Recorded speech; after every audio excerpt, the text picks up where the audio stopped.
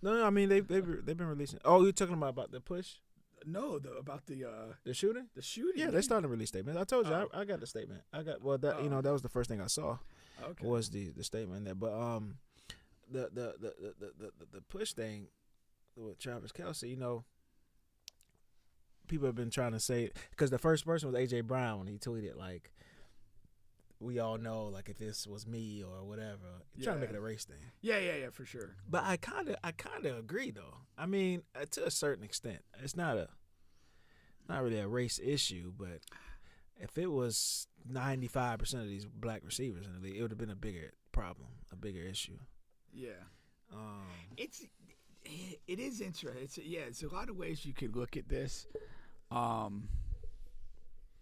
mean, like what Jason Kelce said too was that like if him and if Reed and Travis weren't as close as they are, it's not even gonna happen.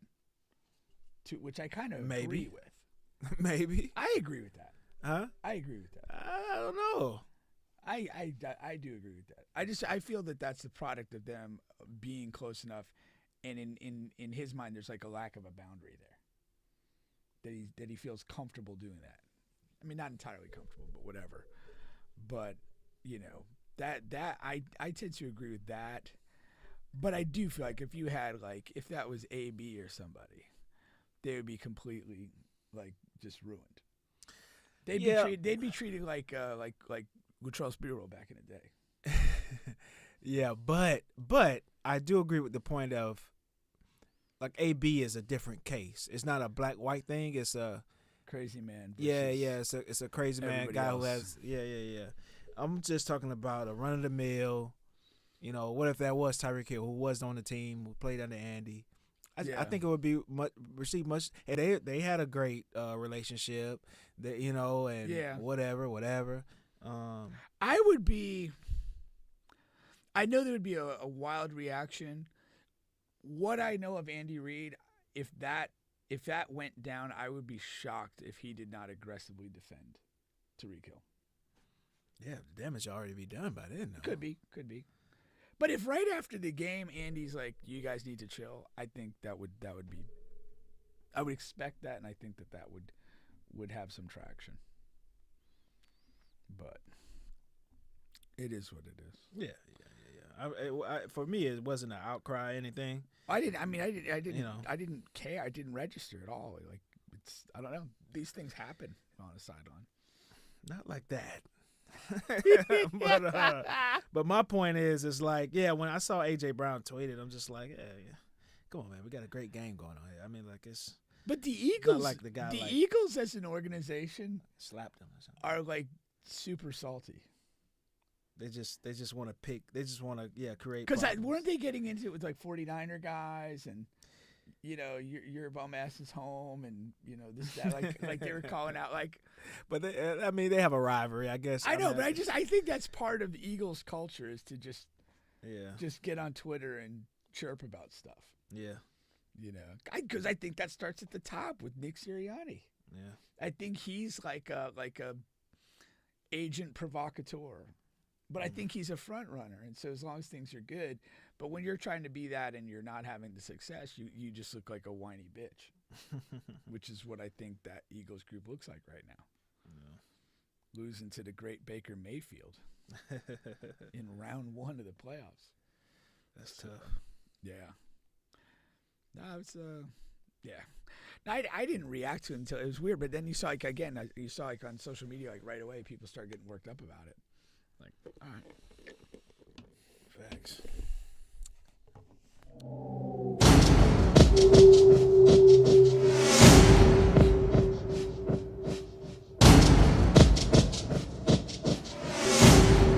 can you do me so wrong after all I did? Okay. How can you do me so wrong after all I did? Okay. Yeah, that's your chick right now? No, that ain't her. That is Tasha right there. Damn, that is her. How can you do me so wrong after all I did? I guess it's my fault like it always is. Well, since you're so gone, give me all my shit. Pack your bags and get out my crib. How can you do me so wrong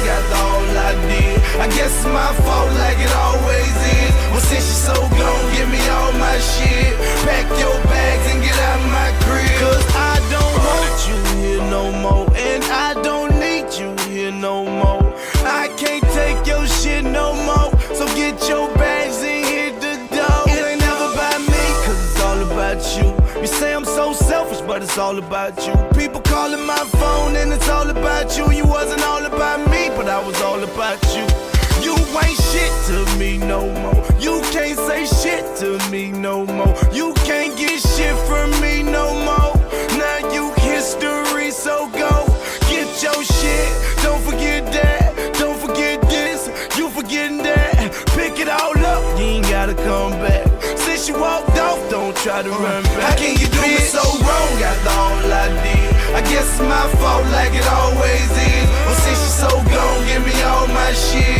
Pack your bags and get out my crib. How can you do me so wrong after all I did? I guess it's my fault like it always is. Well, since you're so gone, give me all my shit.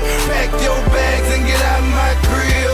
I'm fed up with all your lies and your excuses is getting so tired. Say you with your friends and I'm not surprised. So why your friends keep calling my eyes? Looking for you, what should I do?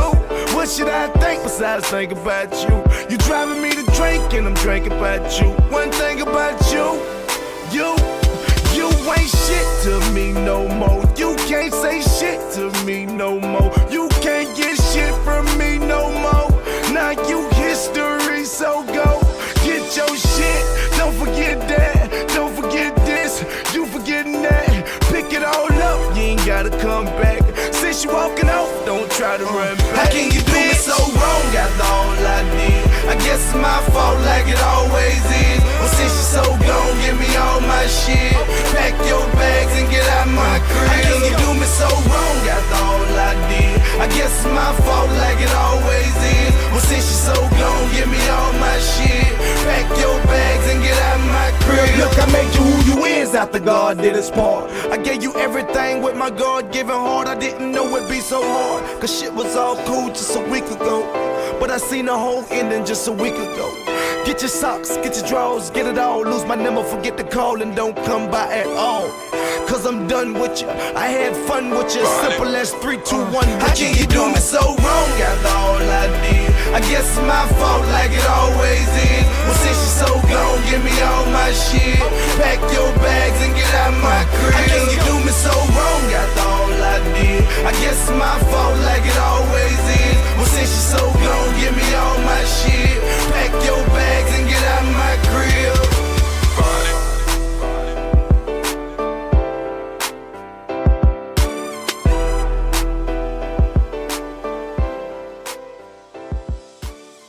You are now vibing to the sounds of 102.5 WFLA with your boy DJ MD. And what's up to all my listeners out there? Whether you're at home, at work, or just stuck in traffic, I got you. Welcome back. Welcome back. You guys are back on the bench podcast with Bubba and Pink, home of Sports Music and Mayhem. That was a throwback jam there from a guy from Polk County, Burger, was so gone. All right, here. Yeah, don't forget that On the Bench podcast is available on all, and I do mean all podcast streaming platforms, including here on YouTube. Please like, share, subscribe, all of that good stuff. Yes. We got a gnat here that's in here that's bothering me. Gnat is bothering you. Yeah.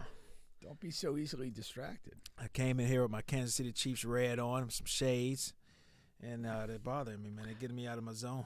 Getting me out of some zone, man. As always, let's see here. Where is you at? Where are you at? We have a pretty fun show for you guys here today. Going to be talking about Chiefs fans and the parade, and I have my top 5 dunks from the dunk contest that's coming up in the NBA All-Star Game. Okay, Shaq, Shaquille O'Neal, his name is going in the rafters and with the Magic here. LeBron and Curry. LeBron and Golden State almost happened, or could have happened. We'll talk about that a little bit. Valentines Day, FAMU stuff, all of that good stuff today, all right? Nice. We've talked about Valentine's Day in the past. It seems like it always. Have we? I believe so. I want to say so. largely blocked it out. Especially on the radio. Yeah. It seems to be around the time we do the show on a weekly basis. And we haven't had to cancel due to a Valentine's Day yet, so. That's a proud mark of the show. We just play through. Can you picture that call? Hey, Pink, I think we gotta cancel this show, man. I'd be so disappointed it's in Valentine's Day. That would sting for a while. You would not be the man I thought you were. My beef with Valentine's Day is long-standing, and to be fair, it's Valentine's Day and all the holidays, but Valentine's is like at the top of my shit list. And it's a few things here. Number one, I'm the type of person for one for all, right? So if you're going to be like the Three Musketeers, if you're going to be a holiday person, right? If I'm with a woman and with the understanding like, hey, she's a holiday person, I want you to go all out for all the holidays. Don't pick and choose. You know what I mean? You do one for one kid. We talked about this before. Do for all the kids. So I'm a for one for all. Okay. All for one. So when we see these, they have all of these weird holidays. I want you to celebrate them all. So the sucker penis holiday, when that comes up, the sucker penis all day holiday, I need you to celebrate that as well. What day is that? I would like that to be in the stores. I walk in Walgreens. I'm just trying to get some water and some cashews. I fucking red balloons and notes all over the place and chocolate candy a week before today. And they go all out for this. I need you to go all out for every holiday. Okay, go all out for every holiday. How should Walmart celebrate Sucking Penis Day? Maybe connect with overkink.com. Maybe get I don't know, man. Figure something out. It's a very important day. What day is that though? You have to look on the calendar, man. Okay. It's in there. It's in there. And that'll be my first task at the completion of the show. I got to figure that out. You have to figure that out. I've missed it the last 52 years. Yeah, man. And it's just, I don't know. It's just shitty. And then, social media is a farce. And you have to do this.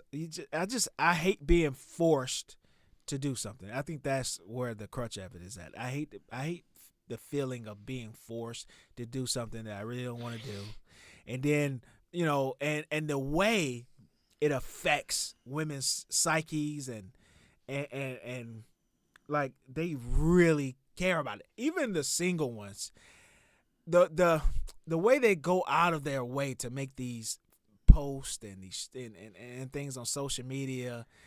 I have seen a few of those. Just like the person's very clearly single, yet they're creating a post that's kind of celebrating Valentine's Day. I'm not really sure what's going on there. Are you just afraid to feel left out? Yeah. Even the ones that go out of their way to like disparage the Valentines. Like I know you care about it. Cut the shit. Just cut it out, man. Then the ones that, it's so beautiful to see everybody with their boo, and one day that'll be me, and I don't know. And it's just soliciting yourselves on fucking social media. So I just hate it all. I hate every single holiday on the calendar. That's me. I just don't because again, it feels like this forced thing. No matter if it's Valentine's Day. It's this thing. People are going to get emotionally invested in it. You're potentially going to let them down. Christmas, like it's just a big monstrous expense, and I don't know. All of it just feels forced and unnatural. It's like just live your life every day. Some days will be good, others will be shitty, and that's just the way it is. That's just the way it is. And then it seems like every holiday is the man has to come out of the pocket. Every fucking day of the year, you come out of the pocket. Like you just got to come out a little extra. And as I said, the other holidays that are more geared to us, they don't even promote. Like the sucker penis holiday or the whatever. They don't promote these things. But the Valentine's, I got to come out of the pocket. Christmas, you got to come out of the pocket. Birthday, you got to come out of the pocket. July 4th, I have to buy fireworks. Who's buying a turkey on Thanksgiving? Thanksgiving, you have to buy the food. You know what I mean? Even like Memorial Day and Labor Day, if you're gonna fire up the grill, like you're doing that. Yeah, man. Yeah. So it's just I just hate it all. But, shout out to those. Would you feel differently about Valentine's Day if it was connected to like a day off work? Like some of the other holidays are? that would be a nice. Yeah, I would take that along with that. Okay. There you go.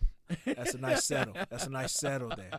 But of course, whatever. The women run situations and relationships, whatever stage you're in. So, my ex broke me down. And I came in. Down. Yeah, man. I came in. I started a relationship firm. Listen, I don't celebrate fucking holidays, okay? I'm not going to your parents' house and doing all this. I'm not buying Christmas gifts and Valentines. I buy shit during the year, okay? These flowers and candy that I bought you here. First of all, they're going to spike the prices up during Valentine's. I got this on sale. And not that but I'm just saying. and everything, right? So I'm doing shit throughout the year, okay? And taking care of business, okay? And so I came in. I started firm, man. I stood on probably, the first few months. I was going to say, how long did that last? If you have an erection lasting more than 4 hours, go to the emergency room. Yeah, then Valentine's came in. The problem is, I think I'm fine. The problem is when she sees what everybody else gets during these holidays and that's everything. Totally it.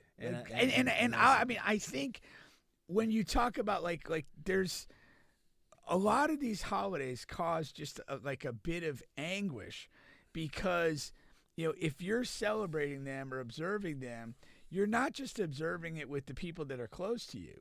You have to consider what the people close to them are doing and how they're taking it. So you could go high end in what you believe your budget is. Yeah. But if a couple of coworkers or a bit of the friend circle maybe went to Dubai, you're screwed. Yeah. Whatever you did is just going to fall short. And there'll be for sure. You don't anger, bitterness, perhaps a little withhold of sex. 100%. Yeah. And that's what changed my tune. Yeah. And it's such a conundrum because she can withhold the sex here, right? Yeah. Especially if we're living together, and as we were, you're holding sex here. If I were to take it upon myself to get sex elsewhere, I'm screwed. So right? you're if the she bad finds guy. out I'm the bad guy all of a sudden because I'm just trying to satisfy my needs. Okay. And that she is choosing not to. So I can't get it here. I can't get it there. She's locking the whole perimeter down. She's Kawhi Leonard in her prime. And so, I had maybe to give Scottie in. Pippen. Scottie Pippen. I just had to give in. And a lot of fellas out there that give in.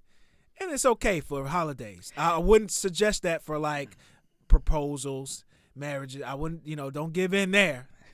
But the small stuff, you have to fight your battles. You have to pick your battles. But the funny thing is, though, is when you give in to something, it's just with a great sense of resignation. You don't feel. No, I don't feel good. You feel bad about yourself. Yeah. I don't it's feel good at all. Okay, I just spent money and you have what you want, but I just don't feel good about myself right now. Yeah, no, I don't. Leave me alone. You got it. Even as you're taking that consolation sex, you're just not really feeling. You're not feeling like a master coxman. No, not this night. Yeah, just not this putting night. in another fucking shift. That's it, man. Another shift. Another shift at the hill. Which goes to your big premise of when two people are having a good time, why interrupt that with expectations and unreasonableness and all of those things? Yeah. One of my best comments on the show. Yeah. Got a quote that, put it on the shirt. We need shirt quotes. I think that's going to be big. Yeah, I think that'll be big, man. You have quite a few, man. Yes. You're leading the pack. I'm leading the pack. I'm not considering giving up the lead either.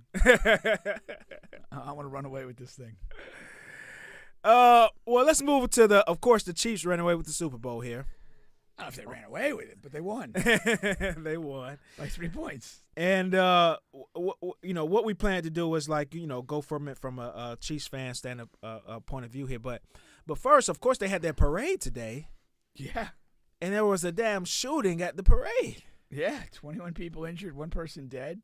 Yeah. That's it again. We just over and over again with your damn guns. And I guess you were saying this kind of falls on the anniversary of the Parkland school shooting here in Florida. Yeah, it happened 6 years ago today. And there was a little bit of speculation that maybe the shooters were maybe inspired to celebrate that horrific anniversary. Right. But the police are still saying no exact motive yet, and 3 people are in custody though. But officials believe that this was not a motive of terrorism. So, but including children too, man. So it was crazy. A parade for the Chiefs in Kansas City. Like, you're gonna have the whole community out. Yeah. All ages, all everybody. What the hell? If you're the person who's inclined to just be evil and kill people, it's probably the spot to do it. But it's just what are we coming to? I saw this movie once, and this guy was just going around killing people, and even sometimes it'd be multiple people at once. And and he was very smart about it, diligent, and the police were trying to find him. Midway through the movie, you find out he's killing bad people or rapists and murder, other murderers. Okay. Or sick people, and what I mean by sick, there's an intent. Demented. He has an intent of what he's doing. He's trying to eliminate bad actors. And I just I don't kill anybody, but if you just have the urge, this undying urge to kill someone, try yourself. Start at home. Be funny. YouTube they don't like us when we do that thing. but what I'm saying is, start out with child rapist. I think that's a good start. Everyone could, like if you're trying to, when you do get caught and you're in court and you're trying to win the public opinion over it, you might have a shot. You might have a shot. Yeah. That person that I killed is a rapist of children. Yeah. I did society a favor. There you go. Yeah, now you can start there. It's better. Yeah. Maybe go to next. Maybe you go to women abusers, Republicans.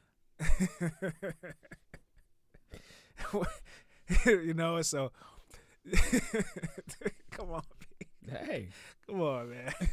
But yeah, if you just have to, I'm saying, Yeah. And but see, most people are too lazy. Like, we can't even go to the gym regularly. Yeah. They're not going to do deep dive research on That's potential murder victims. Although we're asking too much. Although you get the rapists are like in the community's newsletters. They put it right there.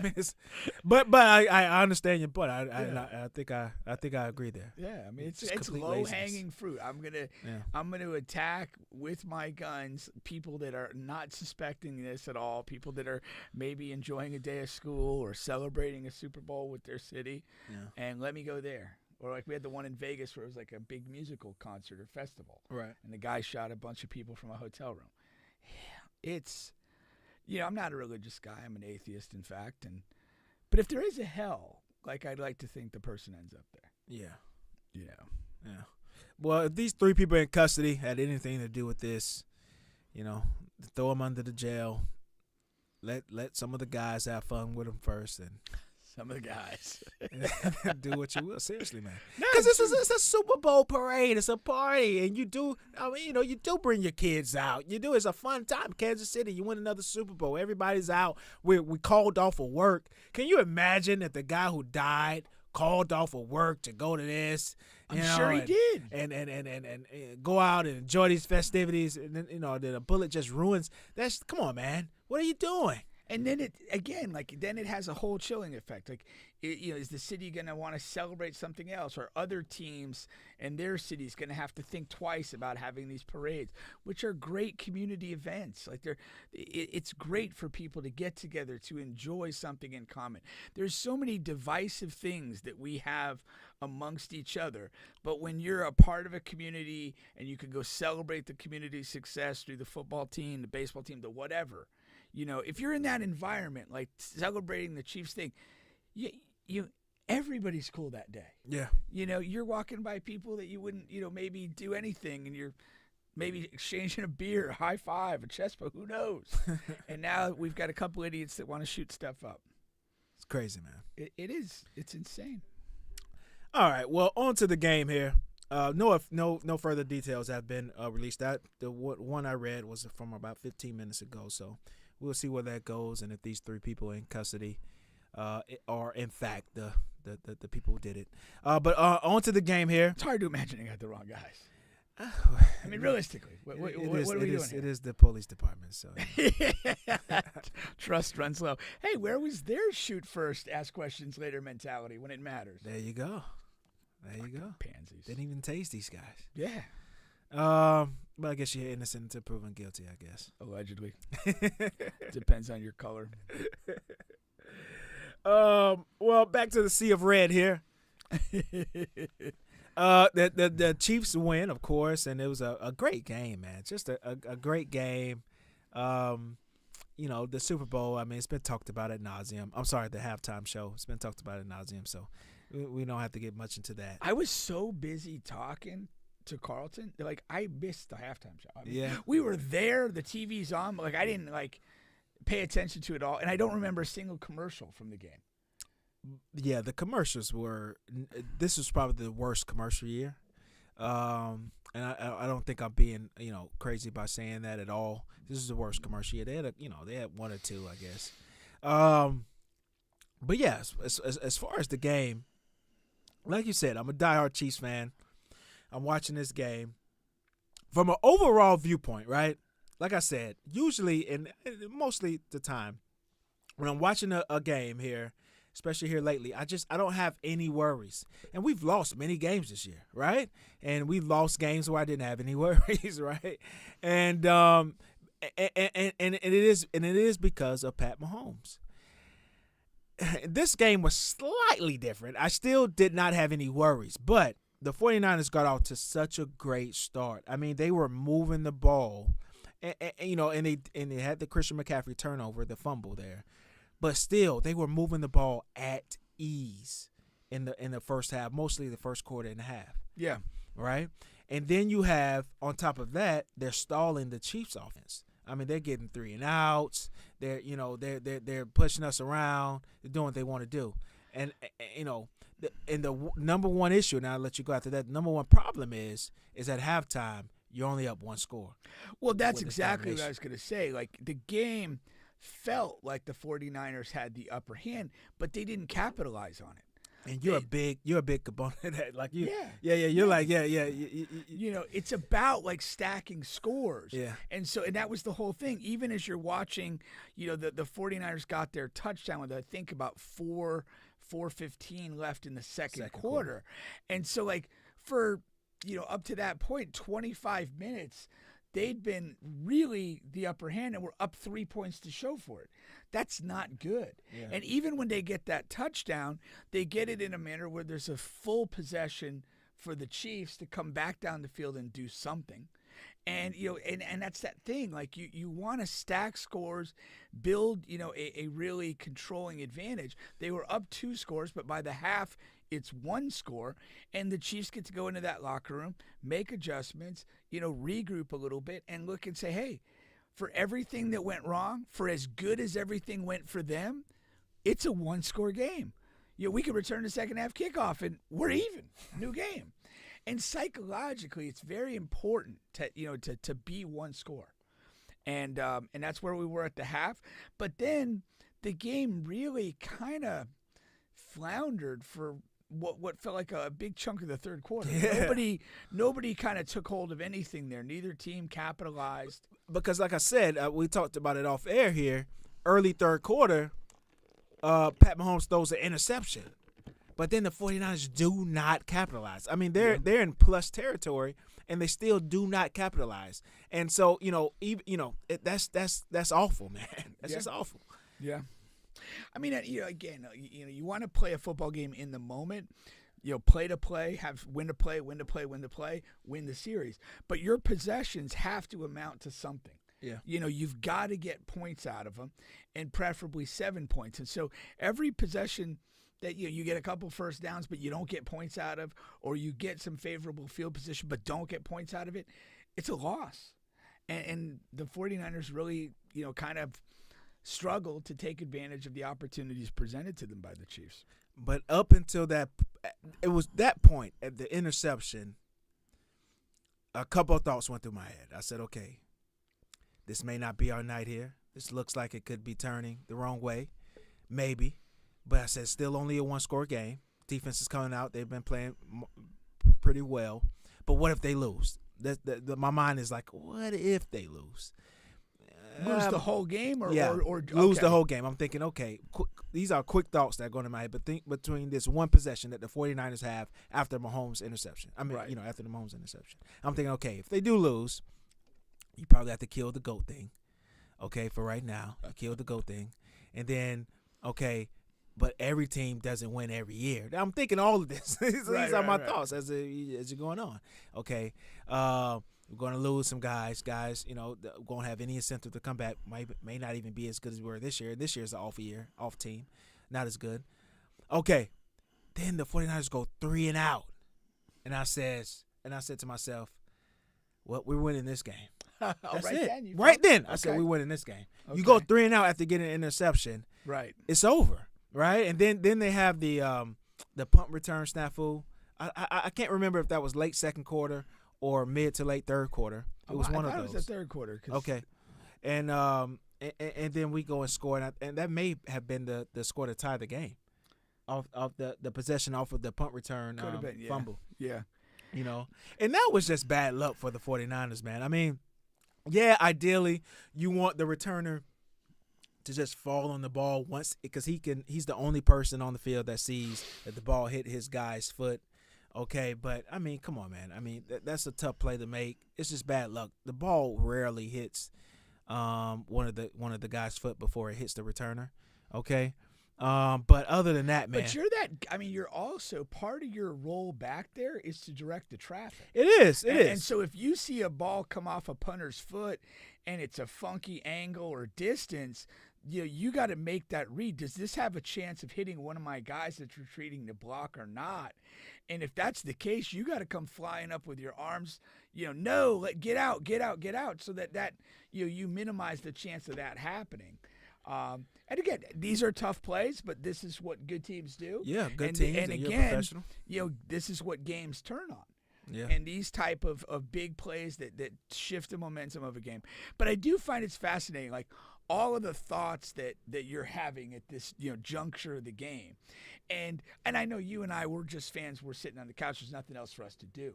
But like so many times, like all year long in games and whatever, you have this rush, like internally, to declare a game over.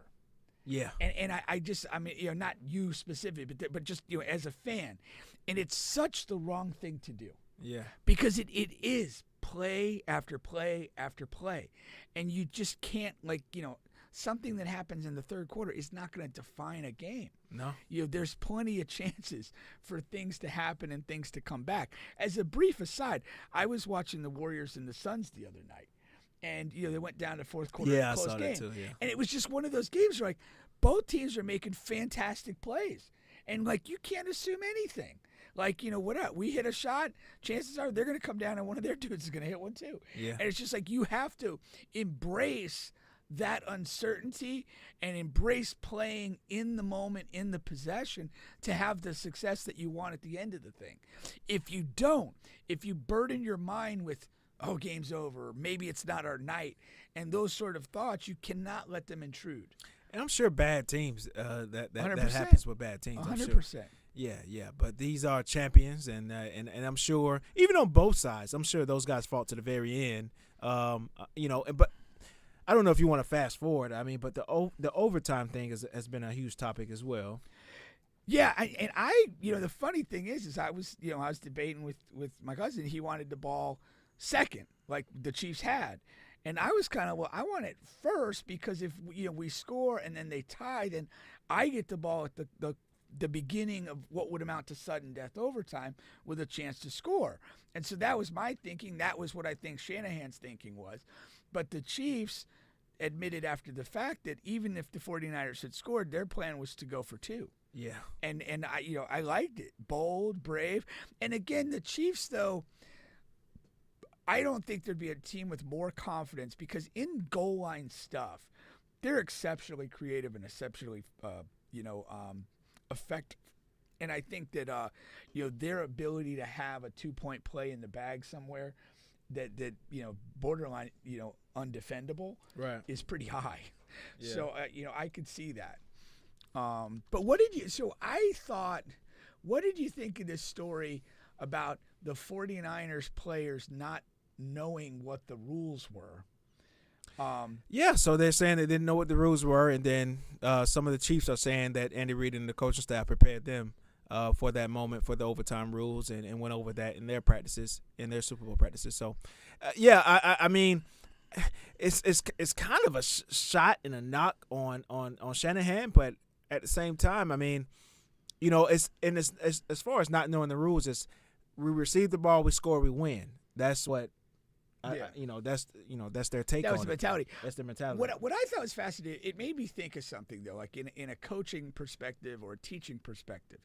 It's not important what I know, but it's important what I could get my team or my students to know.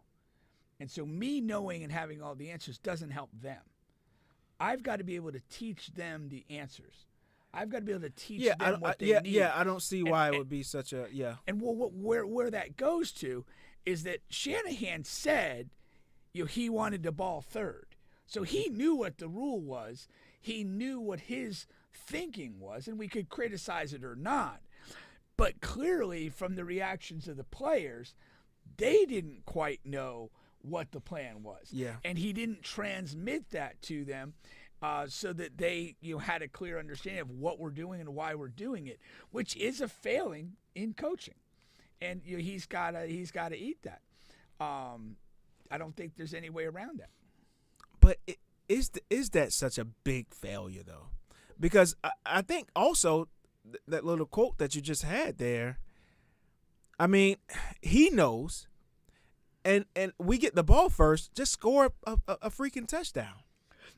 But it does beg the question, like, if they had scored a touchdown, would they have been celebrating like the game was over? Would the bench have cleared? And he's like, hold on, the Chiefs still get the ball. I mean, that would have been hysterical. No, but what I'm saying, it would have been hysterical. It would have been hysterical, but it would have been. But what I'm saying is you thinking or knowing that, a field goal doesn't win this thing, and the Chiefs are going to get the ball and be able to score a touchdown and win. You not knowing that, does that change, or should that, and does that change you going out there on offense and scoring a touchdown? Like, okay, you don't know the rule, but I know. You guys go out there and still execute these plays that we're calling to score a touchdown. You not knowing that shouldn't affect that point right there. It should not necessarily affect your execution of the call play. To a degree, I agree with you. I do think that there's a bigger, larger issue of trust that's at play. And I think if you listen to a lot of players talking, I'm not just talking about this game, like cross sports and whatever, players have a great respect and response to coaching staffs that are always prepared. Yeah. And when a coaching staff is like always prepared and they go through all these different possible scenarios, it allows the players to have trust in what the staff does and for the reasons they do certain things. It also allows them to play free within the confines of, hey, we're prepared. Now I can just execute. And again, if this is a single isolated incident, it really has no meaning in the execution of the game. But if this is symptomatic of Shanahan's approach and his distilling of information to his team and deciding what's important and what's not important, it could create kind of just a lack of trust. And we were saying before the show, I think he might be a dick. Like, they went out and fired Steve Wilkes today. Yeah. Who did a terrific job as their defensive coordinator. And the defense played pretty damn well, like, during the game. And don't underestimate the fact that they lost Greenlaw in the game to an Achilles tear. And that affects you on the fly. And I don't think that guy's worthy of being fired necessarily 2 days after the Super Bowl. No, that's egregious. And this is a guy that, as an interim coach in Carolina, when they basically liquidated McCaffrey and every other good player they had them playing competitive hard football versus the shit show that they put on for 17 weeks this year. I mean, this is a respected coach, and he's getting fired 2 days after the Super Bowl? For what? You're insecure maybe? I don't know. Yeah, it's because not a good look. Yeah, you guys failed, so it's like a change needs to happen somewhere. And so you're looking at who you can blame, who you can point the finger to, and I guess that's the guy who called. It's not going to be me, because Shanahan calls the offensive plays. And again, look at the context of this. This is a black coach who has had interim head coaching experience, but some head coaching experience. Now getting fired 2 days after the Super Bowl. Not a great look. You think that's going to help his resume? It's going to be a long time. It's going to be a long time. That's basically what you did to a guy time. that for most of the year, like knowledgeable football people were saying he should have still been the Carolina Panthers coach and they would have been better off. What's such a shitty hand to get? I love space. I almost said I'm a great space player. I am a great space player. Stricken the last 5 seconds from the record. I am a great space player. And when you just get a shitty hand, it's just nothing you can do. Because when you're on that staff and the interim head coaching job becomes available for the Carolina Panthers and you're on the staff, of course you want that. You have to take that job if it's presented to you. Yeah. But on the other end, it's a god-awful team. It's a god-awful situation. And it's a 99% chance that you fail and you're just a sitting duck for the guy that they really want, and they have a year to prep and bring that guy in. Yeah. And then you fail there. Then you go to a place that has high expectations. That's good. Yeah. Right? So that's one ace of spade that you have. But it's for a coach where who's known to blown leads, and apparently if he fails, even though you do a good job, you're going to be the first person he points a finger to, and you lose that job. That's just a shitty hand to have, It's a man. crazy bad And look. now where do you go? Yeah, it's a crazy bad look. Hopefully he lands and he can get at least another defensive coordinator position. Yeah. And not be relegated to a position coach. But I'm sure a position coach, he can land on his feet tomorrow with. God forbid he wants in on that Duke running back job.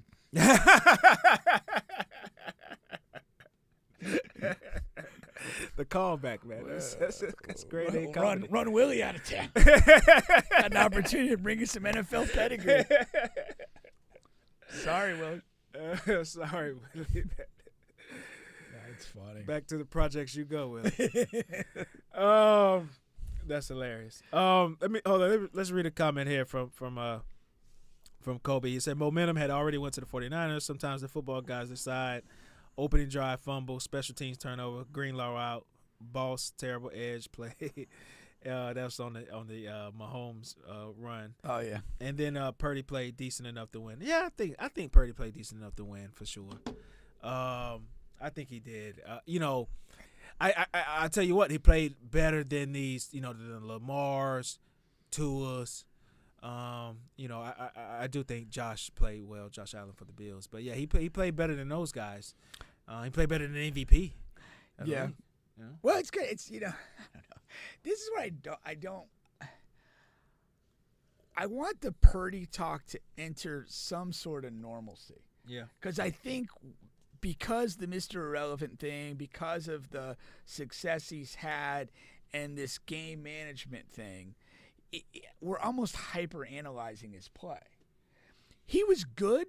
He wasn't special. I think it was fine. In the Super Bowl. I think it was fine. Yeah. He was good enough to win. He wasn't good enough to win because they didn't win. Come on, stop it, man. No, and he did, and he didn't come through on the 2 big third downs. You have an unblocked Chris Jones, the best defensive lineman in the league. Like I don't know.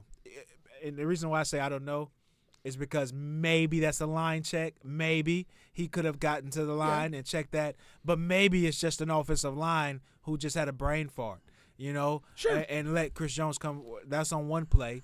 Both plays he had heavy pressure. They blitzed him, and he didn't. Those are damn near impossible throws to make. Yeah, I understand you have to find a way to make it. But But you have the reality is, you make one of them out of two, you probably win game's that over. game. Yeah. That's the thing, and that's the margins of these games. And we're gonna sit here and we're gonna praise Pat, rightly so, because he finds a way, and the other guys that he's against always come up a play or two short, if not more. Those are the margins. Margins are slim in And NFL. when somebody leverages the margins as much as he does, like that's it, man. But then what if another person can argue Purdy didn't have any turnovers and Mahomes did? But What if you look at it that way? Made the plays when it mattered. The last 4 drives were all scores. Had to have scores, scored. That's the thing. You play your best football when it matters most. No, that's correct. And then they do. They win it, and in overtime, went all the way to. I mean, it was like 1 minute left in overtime. Seconds remaining. Seconds remaining. But if there was another down or whatever, it just starts a new quarter. Yeah, and that's what I was confused about. And Yeah. shout out to Romo. I mean, he was kind of late with it, but he got there. And I was really wondering. I'm like, well, I mean, because in normal NFL games that are not the postseason, it ends in a tie. It will end in a tie. But of course, in postseason and Super Bowl play, it cannot, right? Well, so I was wondering what would happen. I remember them saying it as we entered overtime, that it would just be basically starting a new game. But I think the dynamic that when you're watching it happen is you're like, the Chiefs are down at this moment, and if that clock were to expire, would the game just end? And I'm like, call the effing timeout. What are you doing? But also, because when they changed the rules, it is like very similar to that first college overtime possession. That's how it goes. Like, Well, the college does them at the 25. Not yardage, just in NFL prior, you score a field goal, it's over, and Right. The other team doesn't have a chance to win the game. And then they changed it to, even if a team scores a touchdown, the have other a chance team, to tie. you have a chance to tie. And then it goes to a they sudden changed it death format. twice. Yeah. And in college, it's similar. It's the same way, but in the second overtime, it's almost as if I think after 2 overtimes, you have to go to it for a 2-point conversion on touchdowns. right. You have to. But even in the second overtime, it becomes what is the word I'm looking for? It's different. It's not in the NFL. In the second overtime, it will be a new game. In the college play, it's almost like another possession. Well, it's baseball. It's like innings. Yeah. You have a ball, and then the other team's going to get the ball. You're either top of the third There you or go. bottom of the third. So, college is just matching possessions. Yes. To win in a college game, you're going to have to come out better at the end of one of those matching possessions. As long as you're even, you could play 5, 6, 7, 8 of those things. And a couple times it's happened. Exactly. But whether you get a touchdown and a 2 and the other guy doesn't convert the 2, or you get a touchdown and they get a field goal, there's got to be, or you get a stop. It has to end that way. So I literally did not know whether it was that or whether it was going to be a new game. Okay. I didn't hear them when they said it. Yeah. So and I don't remember a game in the postseason going that way where it would go into a second overtime period. I don't remember that if they ever. Now, did. there was a famous game back in the day, the Miami Dolphins and the San Diego Chargers with Kellen Winslow at tight end. Oh yeah, that's They before did my a time, double man. overtime game. Okay. Kellen Winslow was famous in that game. He had an incredible game. I think he also blocked like a kick in that game. Yeah, he's always been regarded as one of the best tight ends to ever do it. Yeah. But For me though, like the one thing I think, for me it was a debate with the 49ers to go for the touchdown on 4th down instead of taking 3 points. And I thought maybe you go. And I know that theoretically we know what the Chiefs said, they would have gone for 2 if it had come to that. But to me, you score the touchdown. They now have to play for a touchdown, and maybe you get a stop. And even if they score the touchdown and they decide to go for 2, they got to make that play too. Like, to me, you want to make as many things happen as possible to get beat. You give your opponent as many chances as possible to screw up. well, we know the Detroit Lions coach would have went for it. Hell yeah. Now, okay, so I want Detroit to go to a game next year, just a regular season game, and deactivate their kicker, like for the game on Sunday. Well, now since he has gotten so many negative remarks about it. I think it's going to be an overcorrection next year. I don't think so. I think so. And I've always been a little bit dubious about Dan Campbell. I think he's a good rah-rah guy. I'm not sure how good of a football guy he is. I'm a little skeptical. But if he continues being bold, I'll have increased respect for him. If he overcompensates, I will have zero respect for him. Yeah, I think there's going to be an overcompensation. Well, then I'll have zero respect for Dan Campbell. Now we get to after the game, right? And you have the Taylor and all of that good stuff. You got Andy Reid jumping on Chris, and all of that good stuff.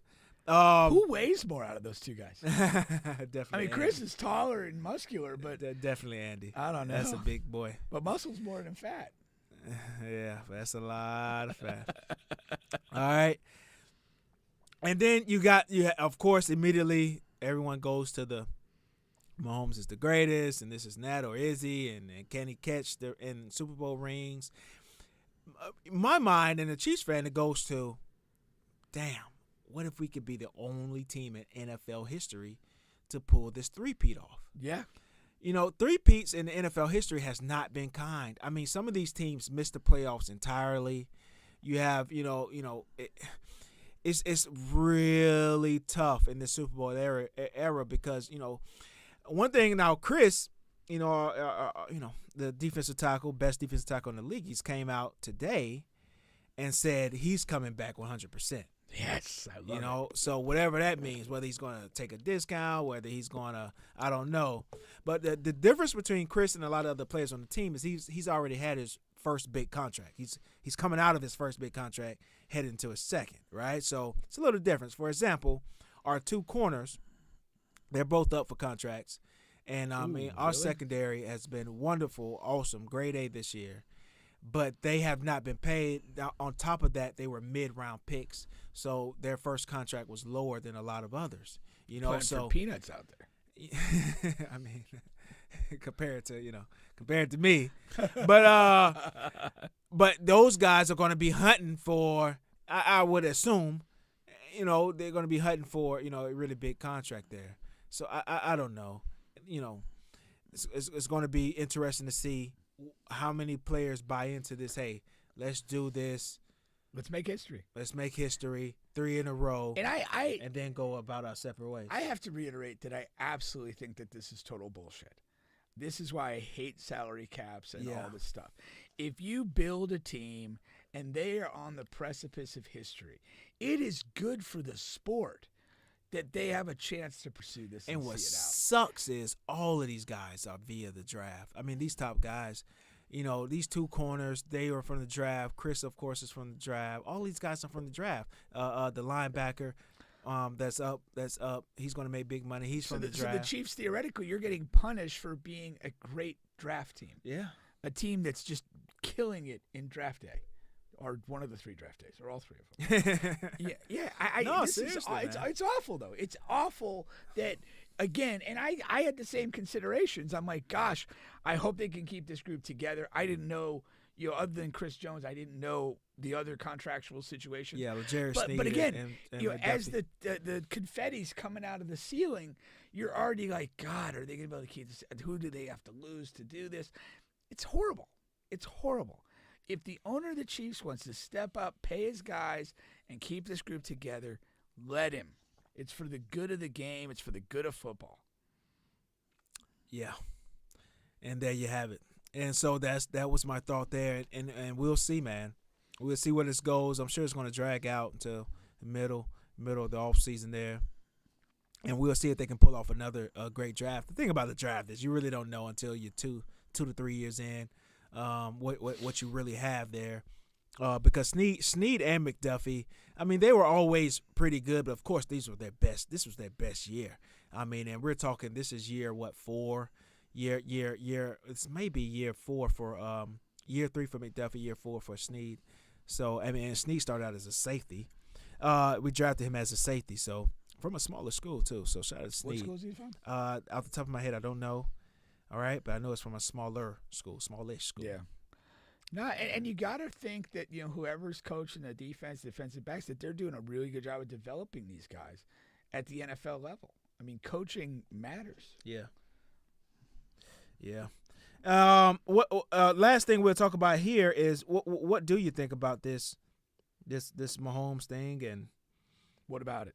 you know in the GOAT race is Louisiana Tech is where Legere Sneak went to. Okay.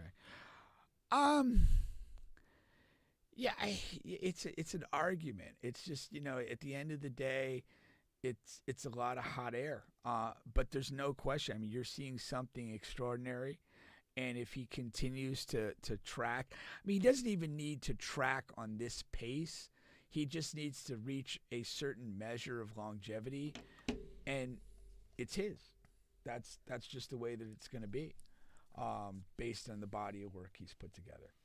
If something horrible happens and he's, can't play in another 2 years, like, it'll be this what if thing and incomplete, but if he's able to have a 12, 15-year run, which it sounds like he's up for, at the minimum, it's going to be his. That's what I like about him. Like, he embraces this thing. I mean, it's like he doesn't hide from it. It's not like, he is like, yeah, I know, yeah, Brady has 7. It's going to take me a while, but I'm here for the long run. And he was quoted last week as saying, all of that stuff. He was quoted as saying, it's going to be tough because Tom beat me in that game. Yeah. Which is what we argued about last week. Yeah. But, that's the thing. Like, he is completely accountable about everything. Yeah. He's accountable about that loss. And he understands the context of his career. Yeah. And he's up for the challenge of being great. And I'm all for guys that do that. And it's not a direct parallel, but it's something that I saw in Giannis early in his career that I really liked. I think even like Wemby has a little bit of that he wants it. He's not hiding from it. Mm-hmm. And I just, when an athlete steps on the stage, my guy Mbappe, who won today, by the way, 2-0, he wants it.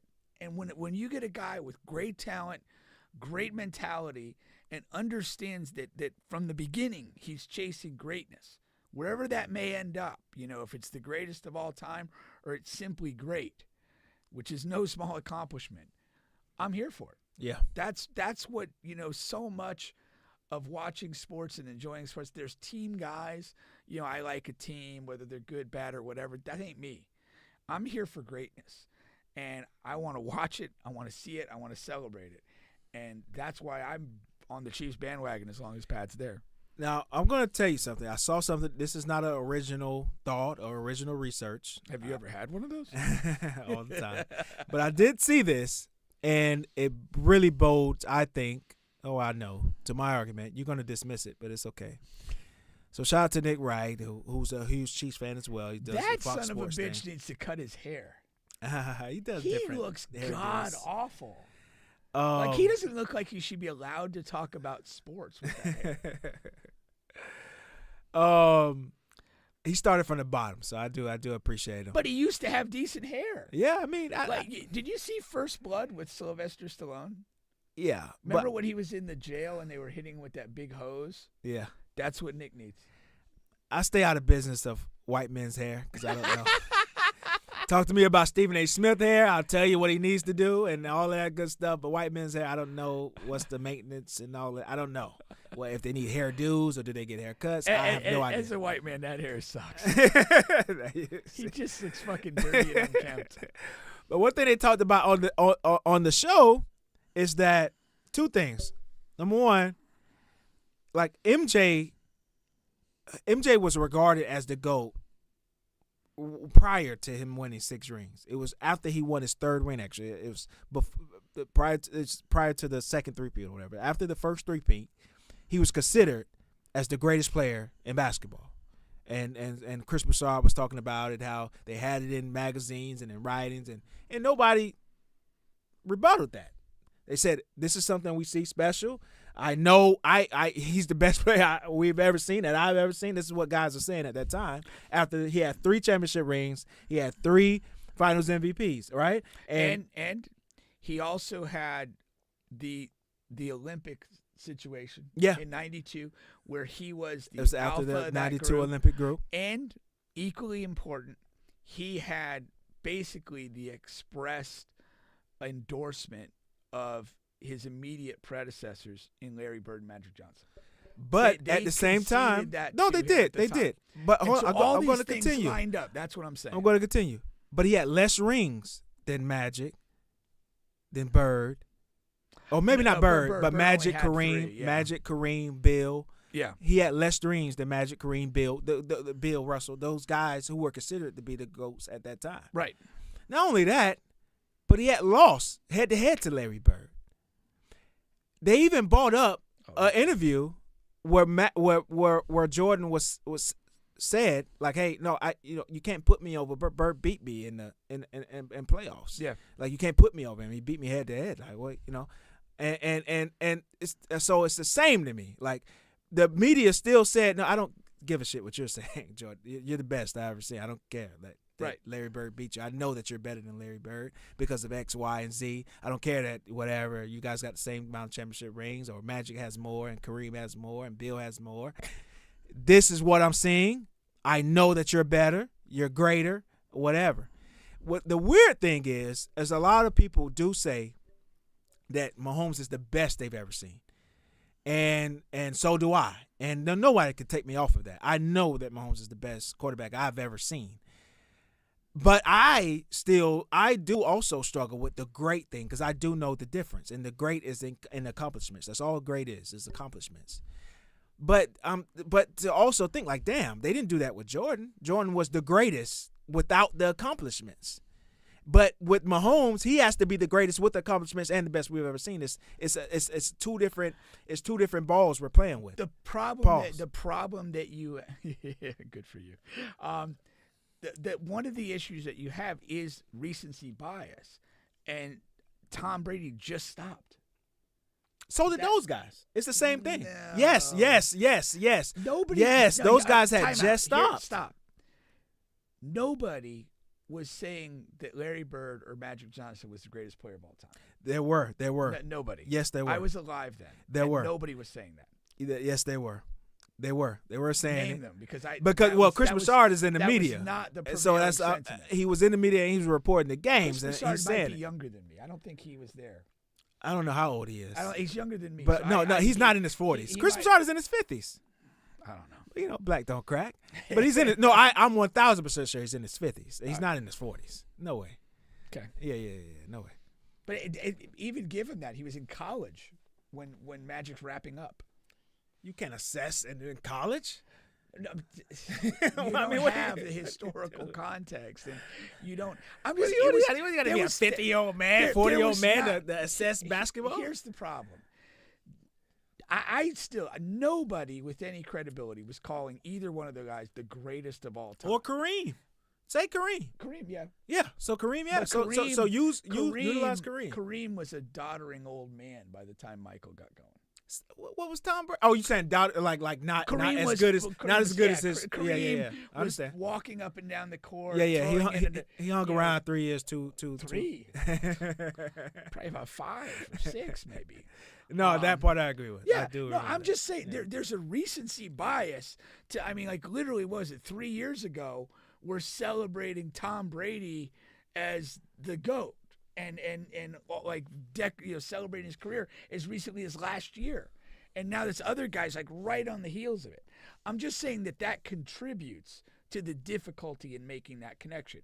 Give us a 5-year window. If Tom Brady was retired 5 years and eligible for the Hall of Fame this year, this conversation has a different tone because the specter of Tom Brady's accomplishments aren't as fresh. It does. But I'm not debating. I mean, this guy is again, the talent level, the accomplishment, it's all there. Just continue what you're doing. And there's already people, who are saying he's the greatest of all time, as we are. Yeah. And there's not a great debate against it. No, it is. I mean, no, it isn't. It isn't. No, you're completely right. Damn, we went an hour on that. That is wild. Yeah, you're like, I think the Super Bowl's dead. Time is flying, man. But we didn't have a chance to talk about it, so that's good. You guys are on the bench podcast with Bubba and Pink, home of Sports Music and Mayhem. We are available on all, and I do mean all, the podcast streaming platforms, including here on YouTube. Please like, share, subscribe, all that good stuff. What's that? I don't know who's more pro-black, Nick Wright or Pink. Yeah, because Nick is that. Yeah, I have better hair. What little I have, it's still better. Let's move along here. We got a lot of other stuff to get to. Hopefully, we can get to it in an hour. Okay. Let's go here. So, the NBA All-Star Game is coming up here. I want to make sure I get this in here. I did some research on this. I don't want this to fucking leave off the show. And my favorite event is the dunk contest. All right. Really? Now here goes the thing. Lately, the 3-point shootout has been, pretty much ideally the main event, and they are more consistent. And I still love the 3-point shootout. It's not like I don't love it. I love it. I watch it. I'm there every year. I watch it. I know who's participating and won. But the height of the dunk contest have been bigger and better than the 3-point shootouts. It's just I think that's a good take. Yeah. But the 3-point shootout, of course, over the years have been more consistent because some dunk contests here and there will flop. But even the Matt McClung, I mean, I even enjoyed that dunk contest. You know what I mean? Like He was very good. So He was very good. But there has been the Chris Birdman ones. There's been some flops. I understand what you guys are going to say out there. Okay? There's just like the variance in the dunk contest. Like, you whatever you have. If you have 8 guys in a 3-point contest, like a couple of those guys are going to get hot. And it's going to be fun. But if you have a dunk contest where dudes start missing dunks and it almost feels contagious, it's miserable. Yeah. I mean, there's really hard to watch. There's few things that are more pathetic than like a guy's time winding down and he hasn't gotten a dunk to go down yet, and then he's going like super conservative just got to do a regular tomahawk to get 20 points on the board. Those are awful. I mean, those are just bad. So what I have comprised here today is my top 5 NBA dunk contest dunks of all time. All right. Now, do you have actual video of the dunks? I have actual video, too. Oh, Bubba, your preparation is impeccable. Thank you. Now, first here, what I have here is Jason Richardson, okay? Are we going 5-1? 5-1. Number 5 here is Jason Richardson, okay? Now, Banger of Steve Dash's former wife. Now, I'm starting with 5 here. Here goes the thing. Number 5 was my hardest one, okay? Because there have been a lot of great dunkers. You have the nostalgia. You have back in the day the Jordans, the Dr. J's, and the Dominiques, and all of those guys, Spud Webbs, and those guys, and those dunks were really good for that time. I had a hard time implementing those dunks and ranking those because those are the first time those guys probably ever seen those dunks versus some of these other crazy dunks that are on this list. So I had a hard time. So I just didn't add any of those at all, okay? These because the top 5 is the fucking top 5. I don't give a damn if you were born in 1920 or 2090, okay? It's what it is. It is what it is, okay? We're not worried what George Mikan did. Okay? So so number 5 was the toughest. Now, I went with Jay Rich. Jay Rich was in an awesome dunk contest with Desmond Mason and those guys, and this was his pretty much his clincher, okay?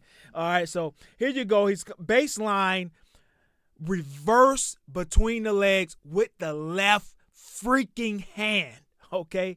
And they're going to show it again here. Jay Rich, he was a freak athlete. You probably wanted more out of him as a player.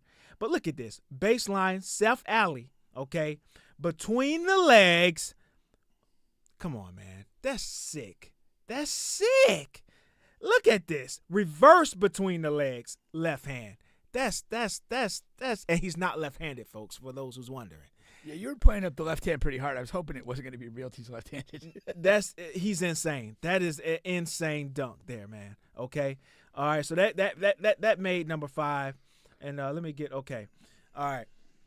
So that's Jay Rich. Any comments on Jay Rich? Well, my only comment on that, very nice dunk, but I, whenever we reach the point of whoever was the best player at the time that Jay Richardson was there, we just saw this, so let's not dismiss him as a plumber or firefighter. Who, Jay Rich? Yeah. Say that again? I'm saying when we get to a point in time looking back too far ahead and talking about the players of his era, let's not dismiss him as a plumber or firefighter. No, Jay Rich was solid, but he did play in some dog days. I'm not a fan of the 2000 era. No, my point is like history only remembers a handful of the very best. And again, you said it during the thing. We probably could have expected more of him as a player. Yeah. We didn't necessarily get that. Yeah. But reality, dude was a freakish athlete. He could score. He could play. He wasn't trash. No. You know, and there's other guys in that era that, you know, deserve their due. You know what's a weird something that's really funny and it's weird? There's another Jason Rich, a Jay Rich in Orlando. Very eerily similar. He went to Dr. Phillips. You remember that? Jason Rich. Yeah, Jason Rich. Yeah. I And- think he and- played at Florida State, no? Yeah. He left Dr. Phillips and went to Florida Yeah. State. But eerily the same. Can dunk. He was athletic player. Wanted more out of him as a player. Yeah. Same name. Athleticism off the charts. Well, you had that. Like, that was crazy. in the like the post-Jordan era.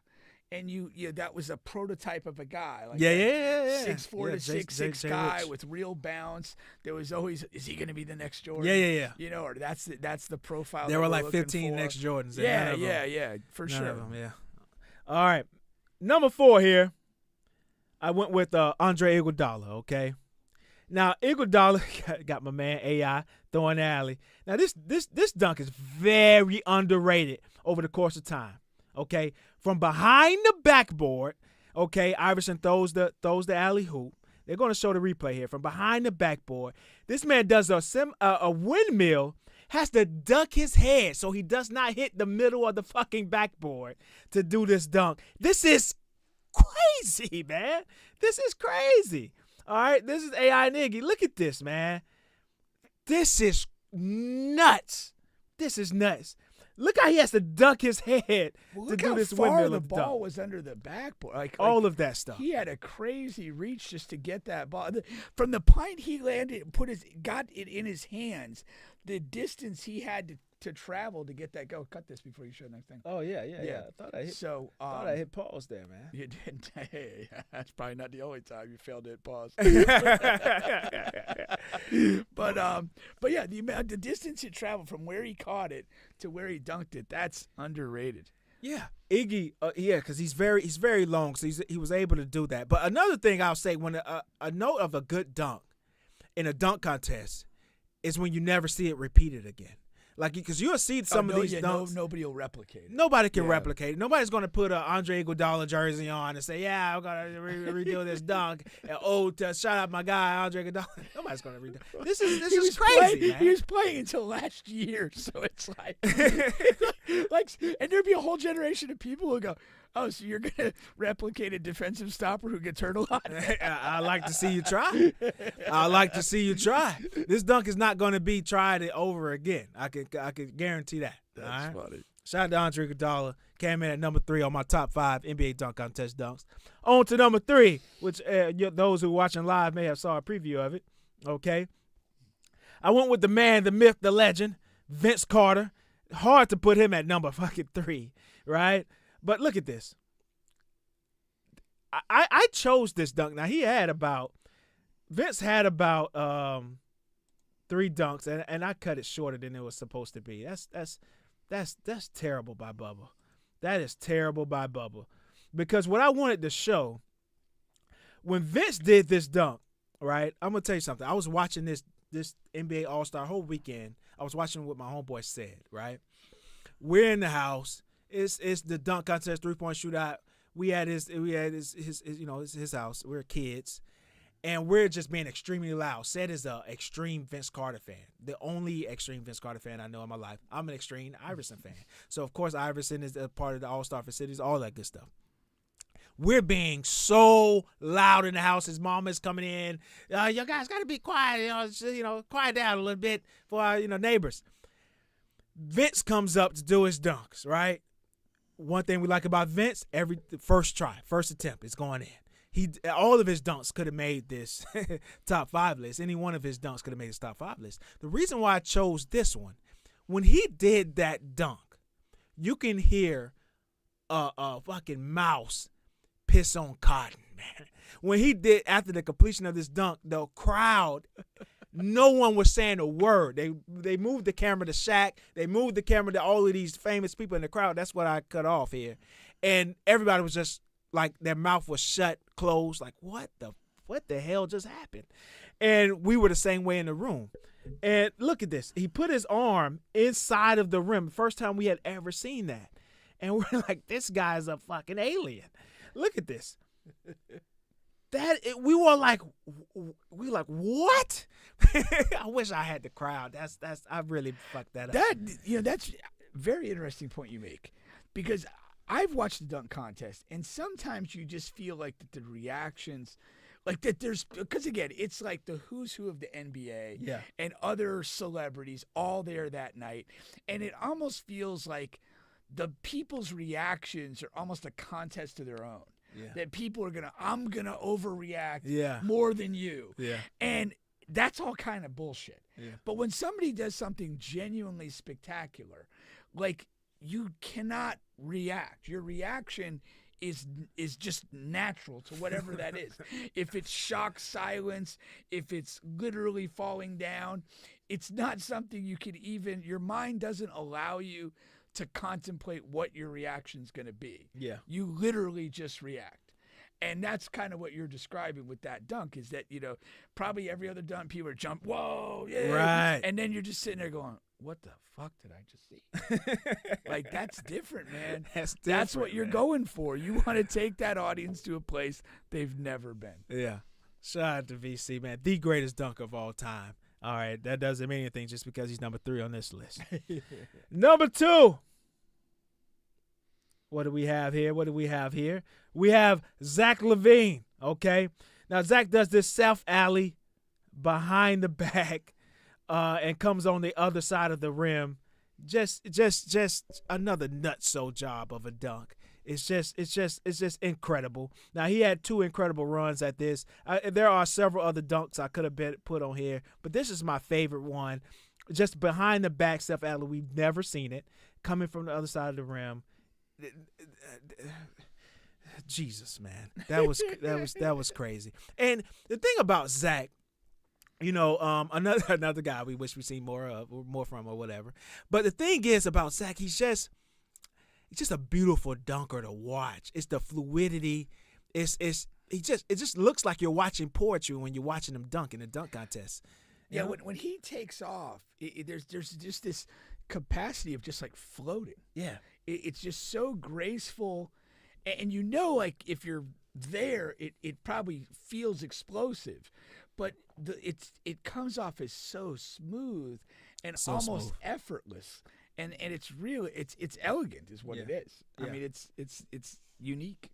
And another funny note here, I was looking through the dunks and things like that, and this other guy had Dr. J. Dr. J is he's my guy. I'm a 76er fanatic. He bought us, a ring there with Moses and all of that. But he had Dr. J free throw line dunk at number 2. And Dr. J, if you can remember, it was like a step in the free throw line, but he had the afro, he had all of that with the ABA ball, I'm pretty sure, as a homage or whatever. Didn't he run like the length of the court? And ran the length of the court. Zach LaVine did the dunk from the same exact spot that Dr. J took off from the free throw line, but went between the freaking legs. That is fucking insane. And I would have put that on there, but I liked it behind the back because of the way it looked. You should have put it. But there. I'm going to say you made a bad call not to put that in there, because I kind of forgot about that. But yeah, that's crazy. And I mentioned it, so it counts as me saying. As me putting it no, it's not the same as me putting it on number 2. I might have to pull that up on YouTube. Now that I'm thinking about it, you remember I it? want to see that again. Yeah, like it was crazy from the same spot, Dr. J. Yeah. All right, a couple of other guys were closer, like MJ and those other guys. All right, and Kobe. All right, number 1.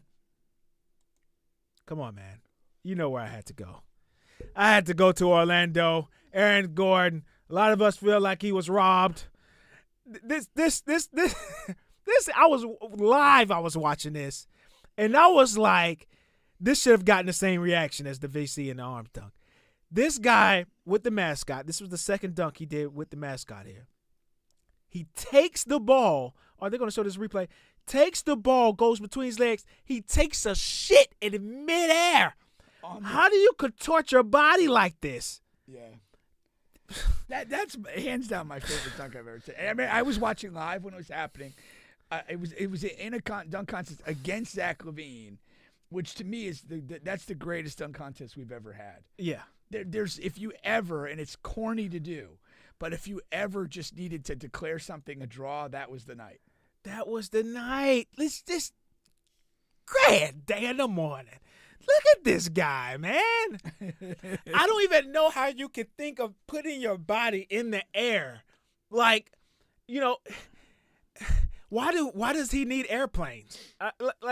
You know, look at this, man. Yeah. Jiminy crickets. That's fucking nuts. That's nuts, man. That's nuts. That's my number one dunk contest dunk of all time. Yeah. And I Aaron don't like Gordon. I don't know how you pick another one, honestly.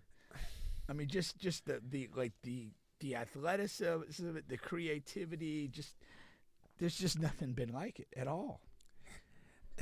Yeah, and they begged him and Zach to come back and do a 3-peat, 4-peat year after year. They declined, but I think they did enough. They did enough for us. Well, I do think you can only do the dunk contest so many times. Yeah. Because there's only so many things like one guy's gonna be comfortable doing that kind of work for him and his body type and his style, and it's like you don't want to wear that out.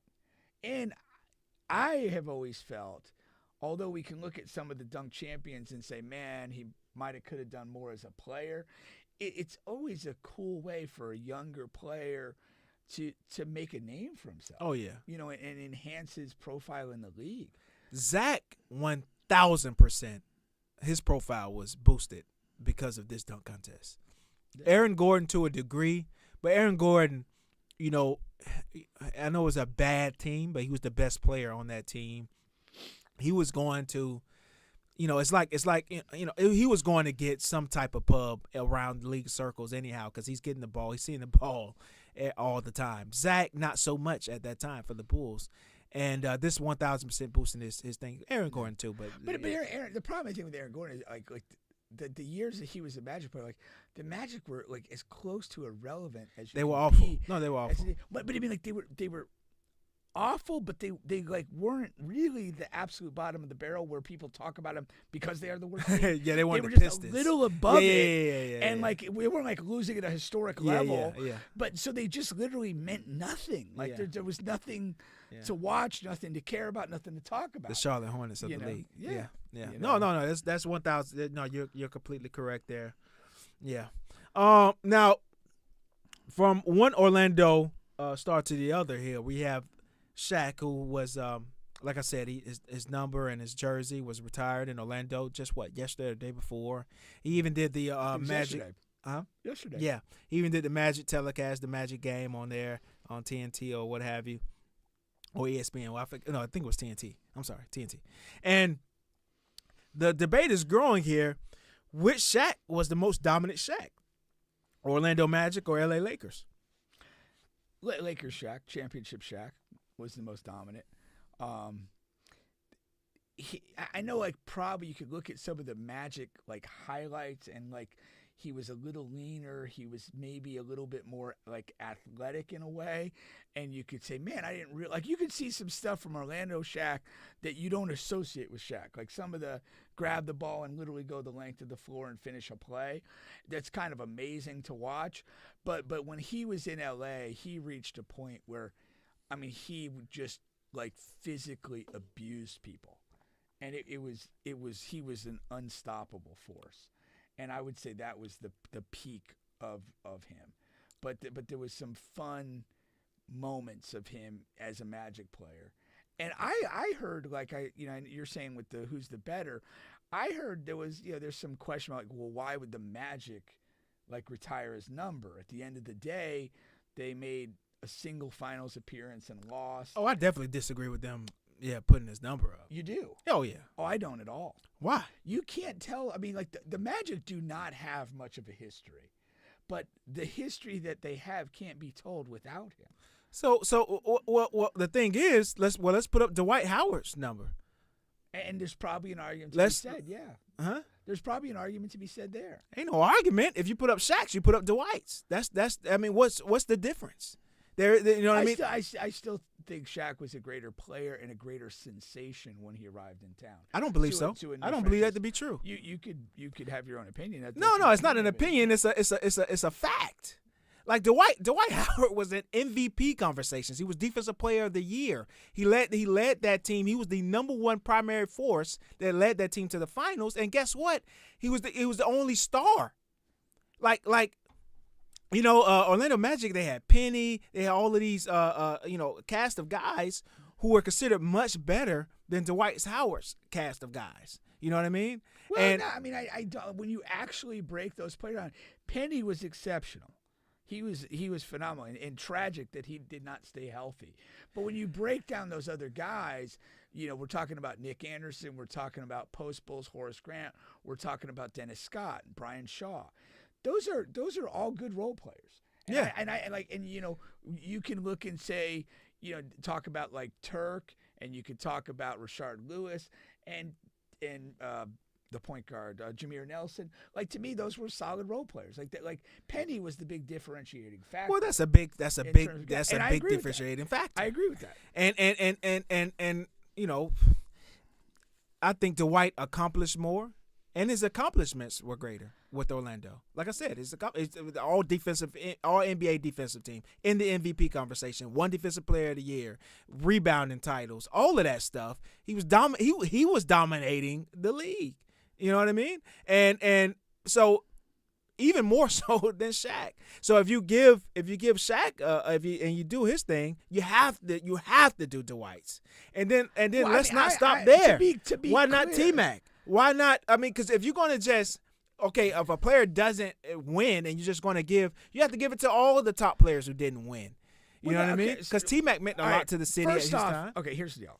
I agree Dwight Howard's number should be up there. I agree that Shaq's number should be up there. I think Shaq was the better player and more impactful. I do not have a problem with T-Mac going up there, and I don't have a problem with Penny going up there. After that, I'm not sure that I feel strongly about anybody else going up there. What about Darrell Armstrong? No. Why not? He was the heart and hustle guy. He was the face of the team, the heart and soul guy. Yeah. Because what they're saying is it's not about winning. It's about like who was Shaq meant so much to the city and this and that. I mean, Darrell Armstrong meant as much to the city as anyone. Not as much as Shaq or Dwight Howard. Why not? He just didn't.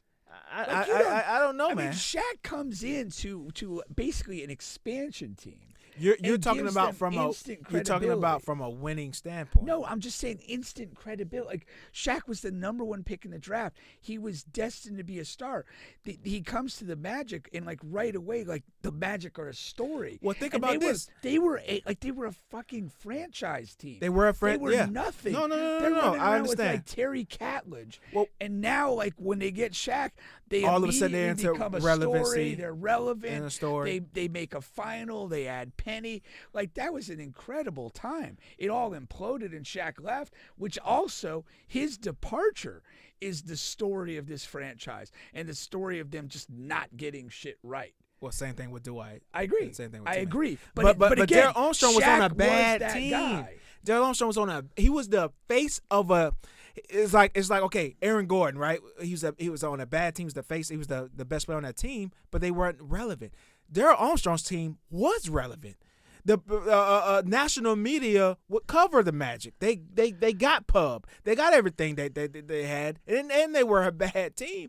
But Darrell Armstrong was the face of that heart and hustle, heart and soul team. But what was that, like a 1 or 2 year window?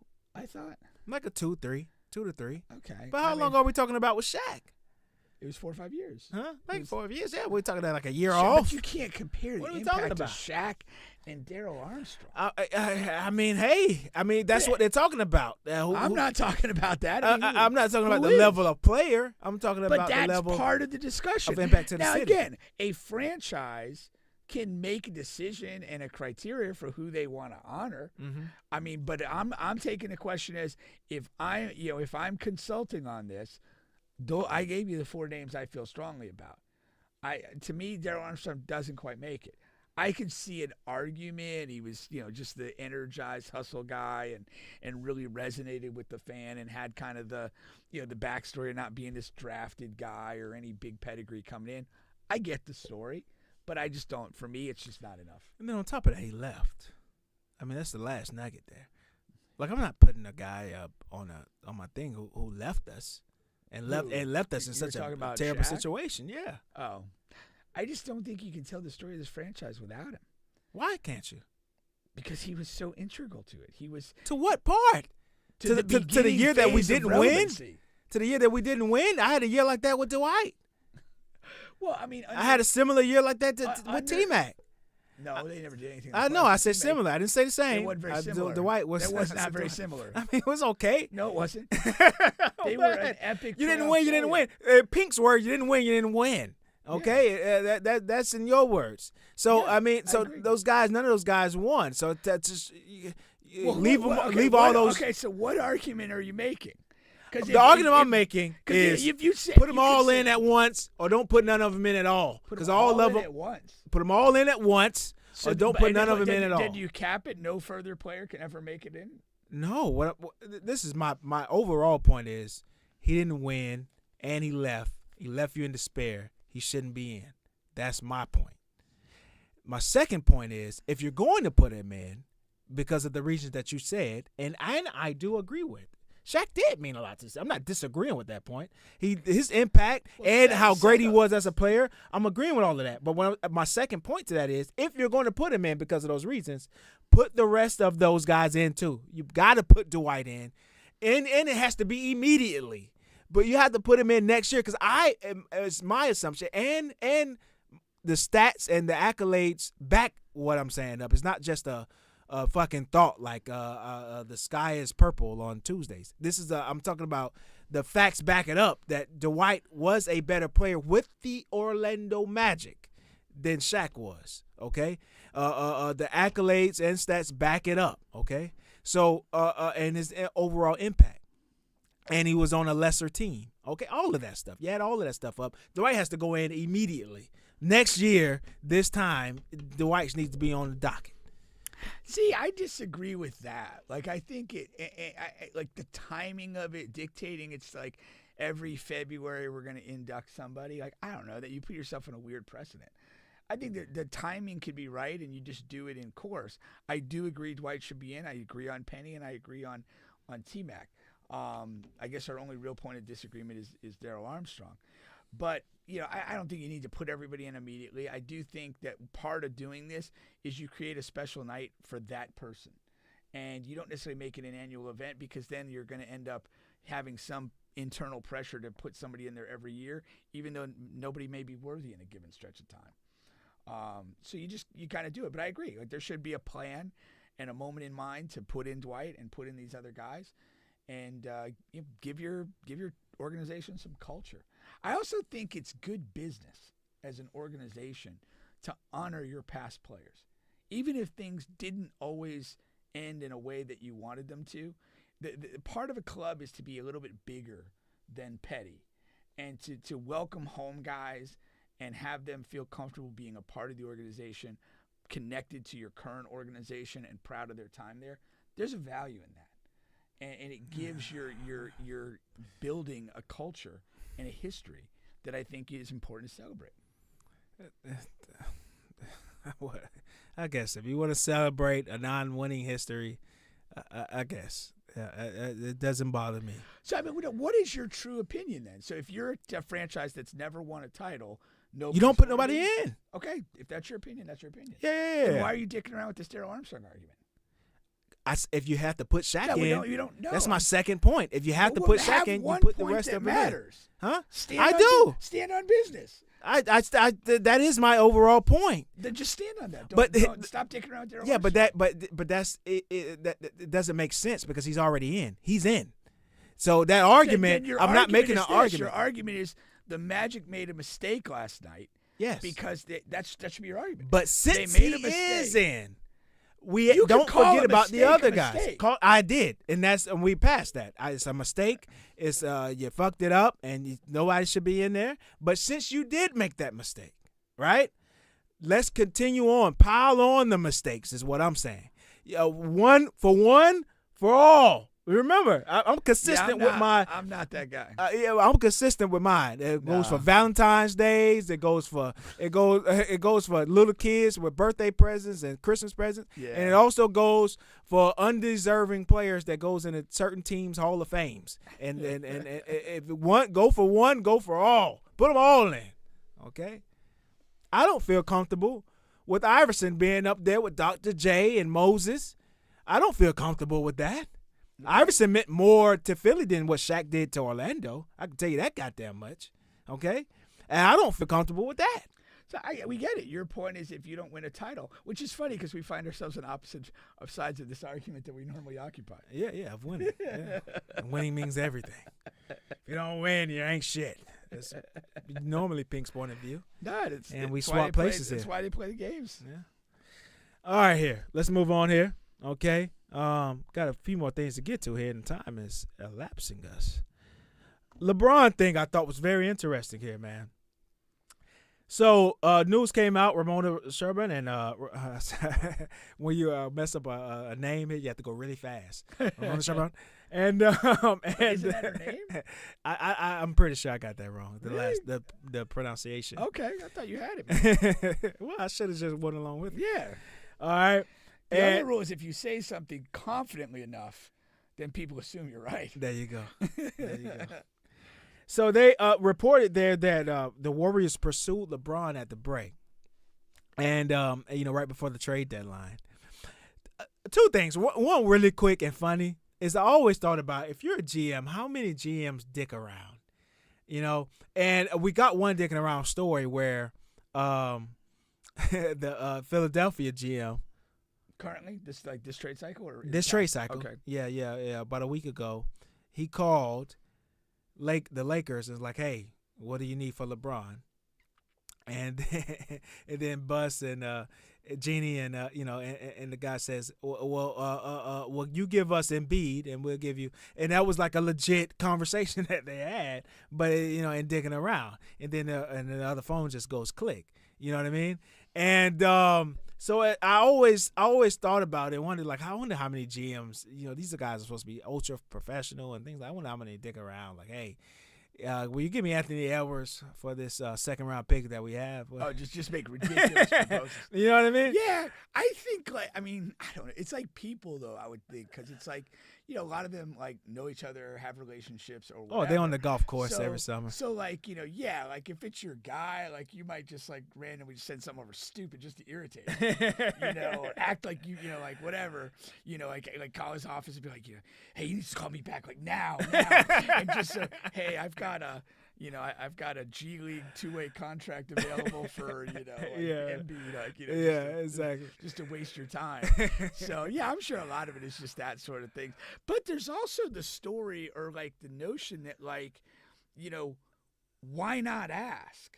Because you don't know what's going on in that team, and that's what this was. And you could assume that these, whatever, it's 30 guys throughout the league are untouchable, and maybe they're not. You're almost like a due diligence thing to call around almost every team and be like, hey, what do you, what would you take for Rudy Gobert? What would you take for LeBron? What would you take for Embiid? And just find out, even though it's, the likelihood's negligible, you're still doing due diligence to weigh the market. And the funny thing is, if you think about that question, if you call up and you say, hey, what do you want for Embiid? If you have no consideration whatsoever for trading Embiid, which would be me, you haven't thought about what you would actually want for him. Yeah. So if you're going to, just by answering the question and initiating that process, you've psychologically considered put it in their head. Something. Yeah. That I've now defined a value. Because what if you say, well, I would accept, A, B, C, D, E, and the guy just says, sure. Where are we now? Did I just trade my best player? Is that what I did? No, for sure. And here, the Golden State Warriors inquired the Lakers about LeBron here. But LeBron and his camp because I guess LeBron maybe he has a no trade clause, or maybe the Lakers just have that relationship with their best player, their best guy. It would go to him and say, hey, this team here inquired, what do you think about it? And they immediately, LeBron and his camp immediately turned it down. Hey, no, we're not going there. We're staying here. I thought that was very interesting. Now, because you have LeBron, a guy who has over the past years have done everything but say, hey, I want to play with Curry next year. Like, every indication is he's thrown out, I want to play with Steph Curry. Now, I know they're going to play on this little Olympic run, and they're going to smash everybody by 1,000 points because they're going to have all of their Batmans and Supermans, and he's going to have his opportunity to play with Steph Curry for, a month or so, whatever that case may be. But we know what he's been talking about playing with Steph Curry in the league, okay, in the NBA. And then you just immediately turn it down? Why is that? Yeah, a lot of this doesn't make weird sense. To me. Like, why would you not, stay in the talks a little bit and see what's going on? Yeah. Like, okay, if they're going to trade for me, what's going to go to the Lakers and what's going to be left besides me and Steph? Yeah. Like, why not? Like, again, we just kind of talked about it from the GM's perspective of like, hey, you got to make calls and make inquiries just to see what's going on.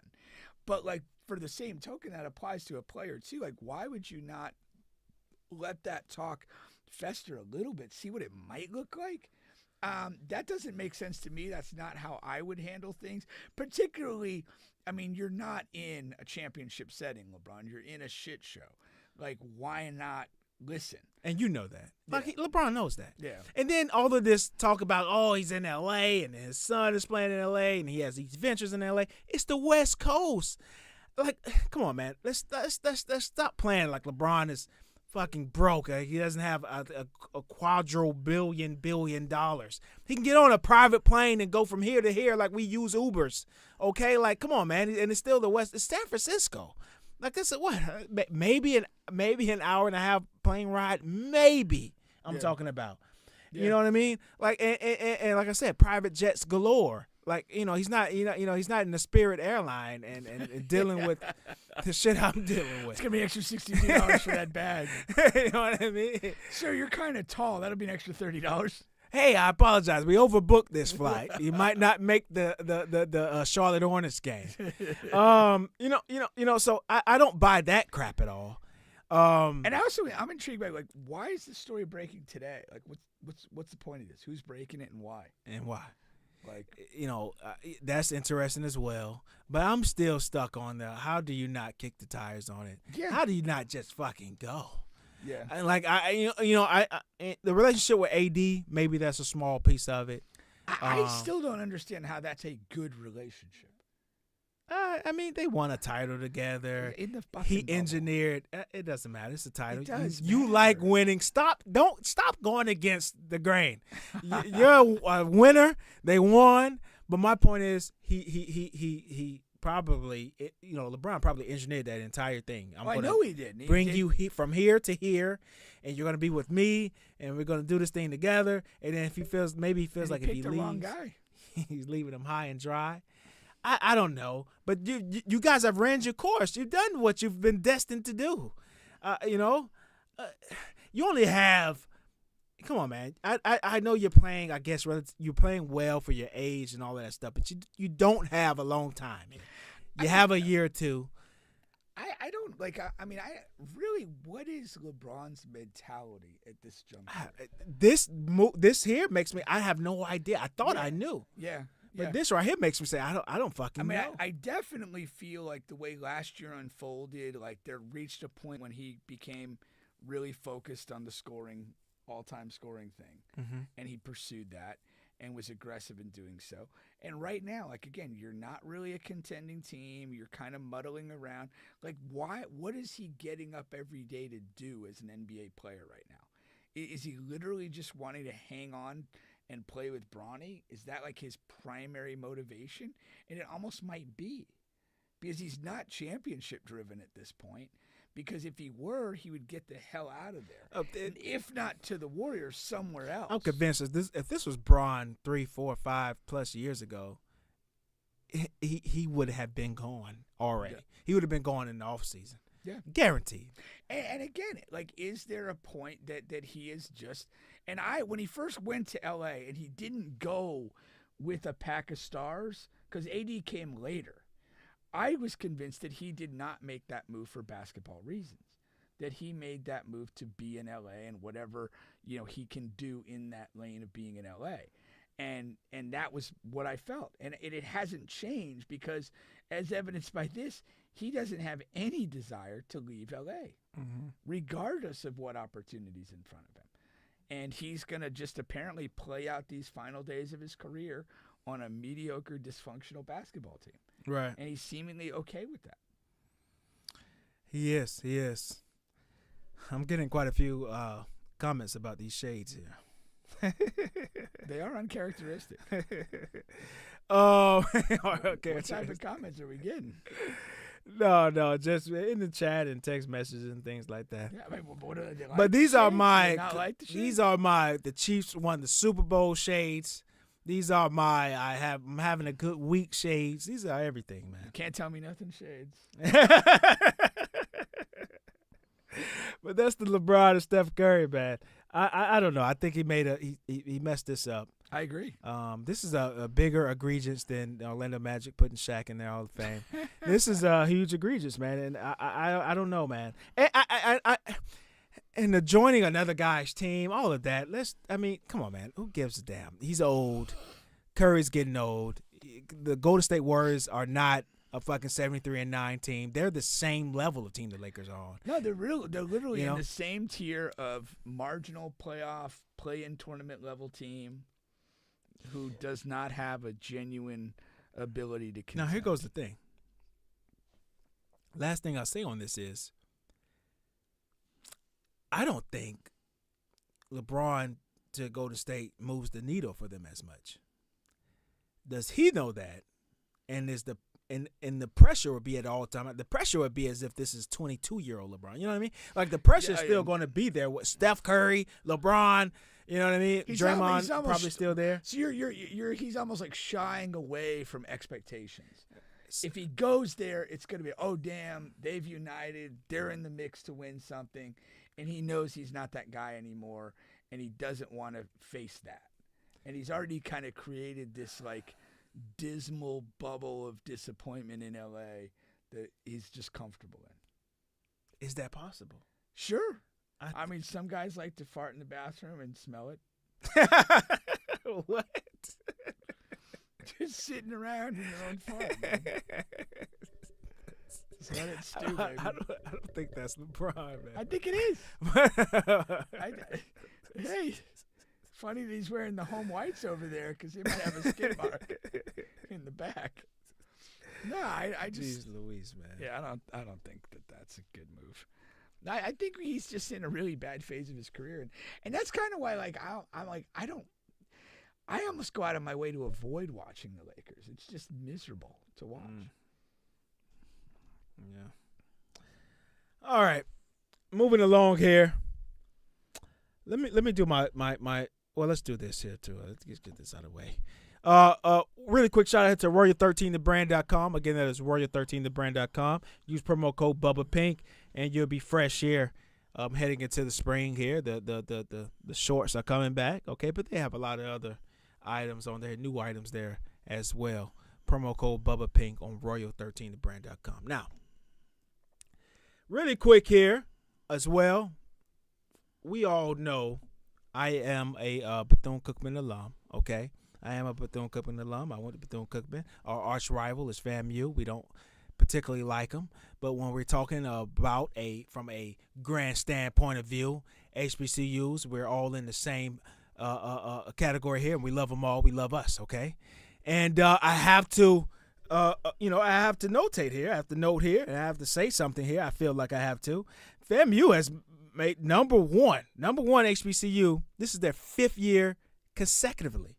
Okay, rated here by the number one, college ranking system, and also, really quick here before I get into what those rankings here comprise of, is as a whole they rank around 88 here as far as the total colleges, and of course we know there are about 1,800 to 2,000.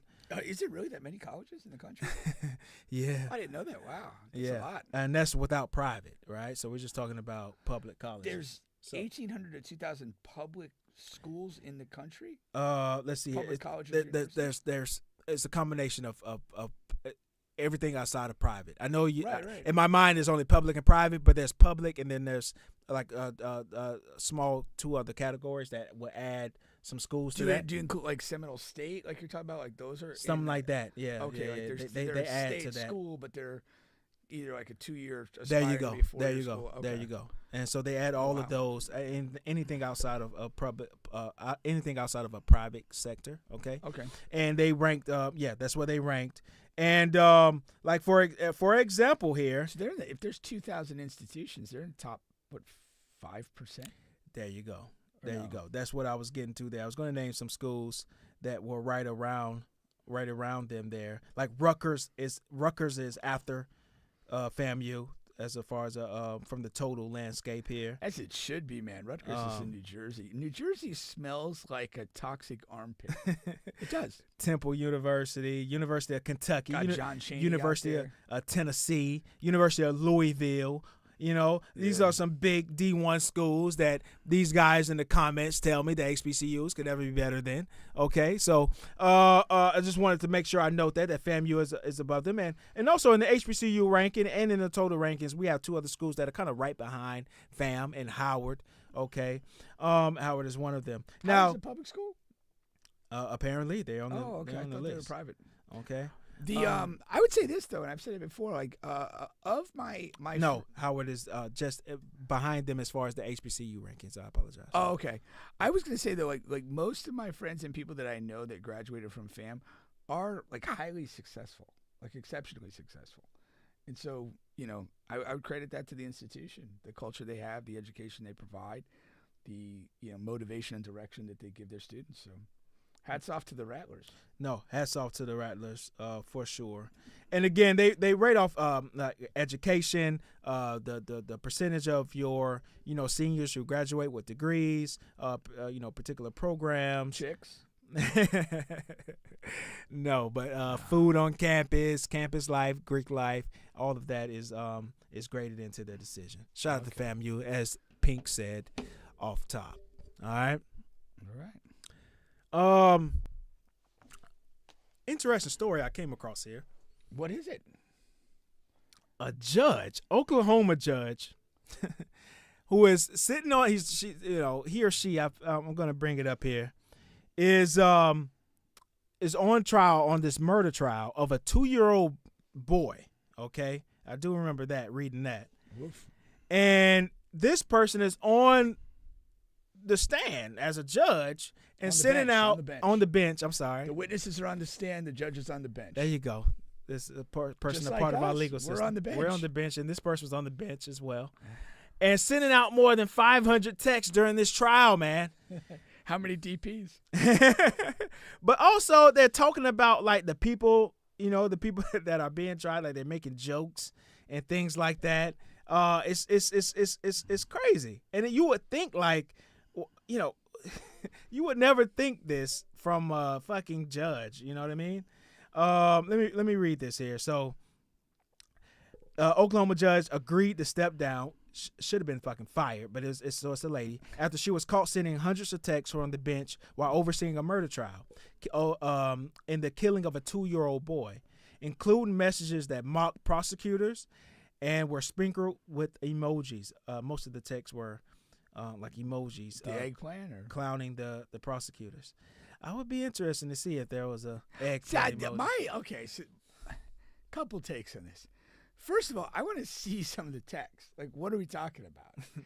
And then I'm going to offer this context. Like a trial can be a pretty long event, and they are largely boring to tears virtually.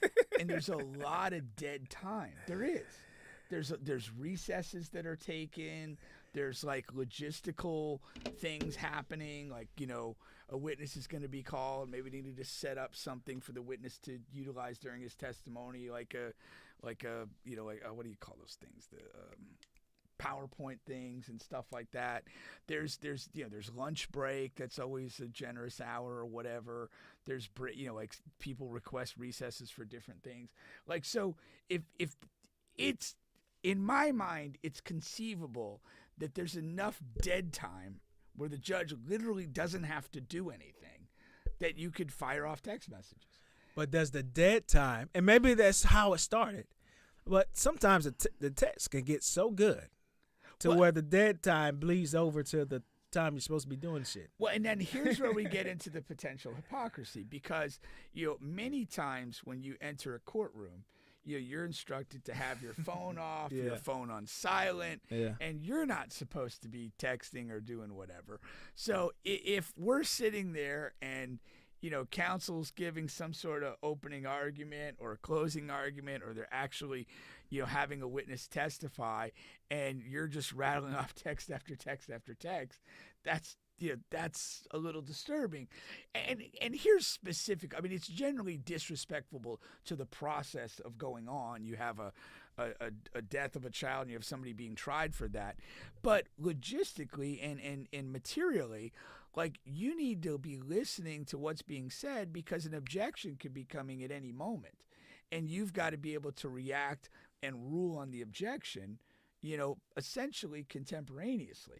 So if you're distracted with, multiple text messages or whatever, and you don't hear what is being objected to, it's just sloppy and bad. Oh, wait, can you read that back for me? And this, that, or the other thing. But I mean, I do feel that there is a fairly substantial amount of dead time over the course of a trial, that occurs. And, to just be texting, I don't know that any one of us, if there's genuine dead time, wouldn't do the same, Well, I know that when there's dead time at my work, I'm doing that. But this person there was not fired. They were forced to step down. So maybe she'll land on her feet somewhere else. I'm sure she will. I mean, she's still an attorney. Yeah. So she'll just, go there. Probably a certain amount of, discredit to her resigning in that circumstance. But at the end of the time, maybe see her in the next season of Suits. Yeah, I wish there was another season of Suits, man. I did hear, somebody told me they are going to do something new, a spinoff. A spinoff, yeah. With Mike Ross. Yeah, spinoff. Okay, I like it. Yeah. But it's still one of those things, though, it's attractive for a firm to have a former judge as a member of it. There's a certain prestige, and I know this person's been sort of disgraced in a way, but there's also a degree of sort of connections and gravity that a judge brings to your firm if they continue practicing with you. No, that's for sure. But if you're interviewing for the gig and it's you or her, you got to say, hey, I don't text while on the job. I don't text while on the job. Moving along here. NBA, these guys on the show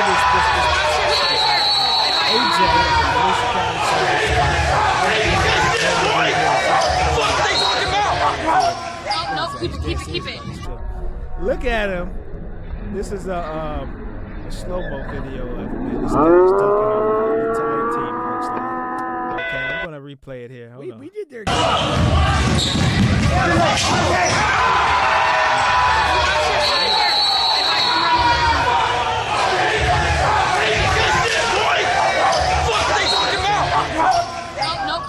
Keep it.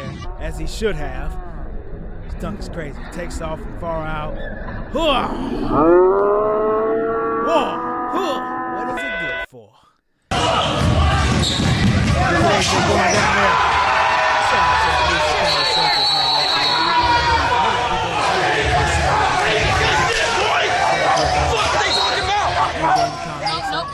Keep it. And the guys, if they're playing bad, we kind of tell them about it. And, the guys haven't gotten too mad at us yet. So we're going to continue to do that. We weren't banned. Last thing here, I wanted to quickly get into this because I had a short take. I'm going to play a quick video. This is an artist, Yella Beezy. Okay, is a rapper. It's last hit song came a few years ago. He's on that lifeline. Trying to come back. Maybe this video is not his fault here. Okay, there's a guy. Biela Beach is just at a random LA Fitness. He's getting his workout in. There's a guy who comes up to him and wants to fight. I'm going to play this quick video. Oh, jeez. Come box. Come box. All you gotta do is come over. You see I'm solo? Come over. You see I'm solo? Come All box. you gotta do is come over, bro. Come box. That's all you gotta do. Come box. I'm over here. Come All on. you gotta do is come We'll go over here right in the grass. I'm right here. So you can shoot? I'm naked. I'm naked. I'm not gonna shoot. All you gotta do is come over. I'm naked. I'm right here. Come swing on me first, bro. Come swing on me first. Come swing on me first. Come swing on me first. Come swing on me first. Come swing on me first. See you. Come See? swing on me I first. see the gun in your Come swing pocket, on me cuz. first. I see the Come gun in your swing. pocket. Come swing. I see the Come gun in your swing. pocket, cuz. Come swing. Look, got the gun Come in your swing, pocket. bro. Boy, I see the Come gun in your swing, pocket, bro. boy. Come swing. I see the gun I'm in right your here. Come pocket. swing. Why you got a gun? I'm right here. Come swing. Why you got a All right, that continues for the rest of the remaining video here. My overall take is it's funny but not funny, and you have to do all the pause buttons and all that because it's a joke, okay? But like, what if that wasn't a gun in his pocket? All right, but it was, right? It's a missile. But come on, man. Like, what are we doing here, man? What for whatever reason you're doing this for, and the white guy, he gets on IG, he's like, oh, he doesn't want to fight a white boy, and I'm a fan of this person. I guess Yella Beezy has some type of former whatever beef with this other artist or other guy in the city that this white guy is from, and he feels the need to whatever Defend his city. defend the city or defend this guy that he doesn't even fucking know, and he sees him at a random gym and he wants to just fight him, talking about boxing. Like, On the grass. okay, come on, man. What are we doing? You want to be famous, you want to go viral, and you want to do this. It's like he probably should have just shot you right there. He just probably should have. I agree. What he just keeps saying over and over again, like, please just shoot him so we never have to hear him again. Like, it's ridiculous. Like, what are you possibly going to accomplish in this thing? Absolutely nothing. Yeah, I just don't understand. Like, and I mean, it's kind of out of context, I guess. But like, did something start like in the gym and get carried out to the parking lot? Or No. I mean, this is just. Wow. He in his IG post. That's what I'm saying. That's why I even got that from. I don't even know. But on the second half of this same video here, he's talking about the same thing I just said. I'm from such and such place, and Beezy has a problem with this guy, and we're and I'm from the same place as that guy. So when I see him, it has to be on site, and I'm just trying to fight, and and he's scared of this white boy, and he doesn't want to. He's scared to lose to a white boy, and that's the second half of that video, and it's just like. What are you doing, man? Like, what are you doing? If you're Such a fucking dumbass. dumbass. If you're young Beezy, what do you do in this situation? You're like, whatever. You're coming out of the gym. All of a sudden, this guy's yelling at you. And, Yeah. Like carrying on, he wants to fight. It's like, what? And he has the camera out. I probably just get in my car and leave. I don't even. Yeah. But maybe in his mind, because he's still a young guy. Beezy is still a young guy. So maybe in his mind, he feels like, oh, that's going to be seen as, I don't know, soft or whatever. Yeah. So he feels the need to go up to the guy and do this and that. But it could have been a lot worse than that. This guy could have had a gun in a more, in a place where he can get to it quicker than you can get to yours or what have you. It's a lose-lose situation. Yeah, I mean, it's the thing. Guy creates just a stupid situation that nobody can win in. Yeah. If it escalates to violence, somebody gets shot, killed, hurt, beat up, arrested, whatever. For what? For nothing. Absolutely nothing. It's ridiculous. And also, I just finished my workout. If I'm, let me tell you something. Maybe you're a little tuckered out. I'm a big fan of, no matter how a person looks, all of this taekwondo and UFC shit. I mean, you'd be surprised, man. A lot of motherfuckers walking around here that know shit that don't look like they know shit. Okay, and your ass would be in submission somewhere with a headache, concussion. You're supposed to look for the cauliflower ear. That's if anybody approaches you with bad intentions and has a cauliflower ear, get out of there. Retreat. Now, BZ is a in shape looking fella. I know when I go to the gym, I'm when I come out of there, man, I gave it all I had. Okay, and I'm tired of shit. You want to no different than the bedroom. You want to fight me, and I'm tired as hell, and I just come on, man. Meet me before the gym. You come back tomorrow, 5:30. Come back tomorrow, okay? Same place, same before time. I work out. Yeah, come on, man. That's funny. I got my energy drink in me. That's crazy. Man. It is similar though. It's like a girl, texting you or calling you. Oh, I'm finally gonna give you some. Come on over here. Come on, man. I just smashed this other girl. I got. Give me a day or two. I want to give you my best overall performance. That's right. Want to leave a good impression. Yeah, man. Look at you, just. I don't know. Well, that's that. Yeah. Stop confronting people outside the gym. That's what it comes down to. Well, that's been the show for this week here. All right. You guys have been on the bench. We'll catch you guys next week.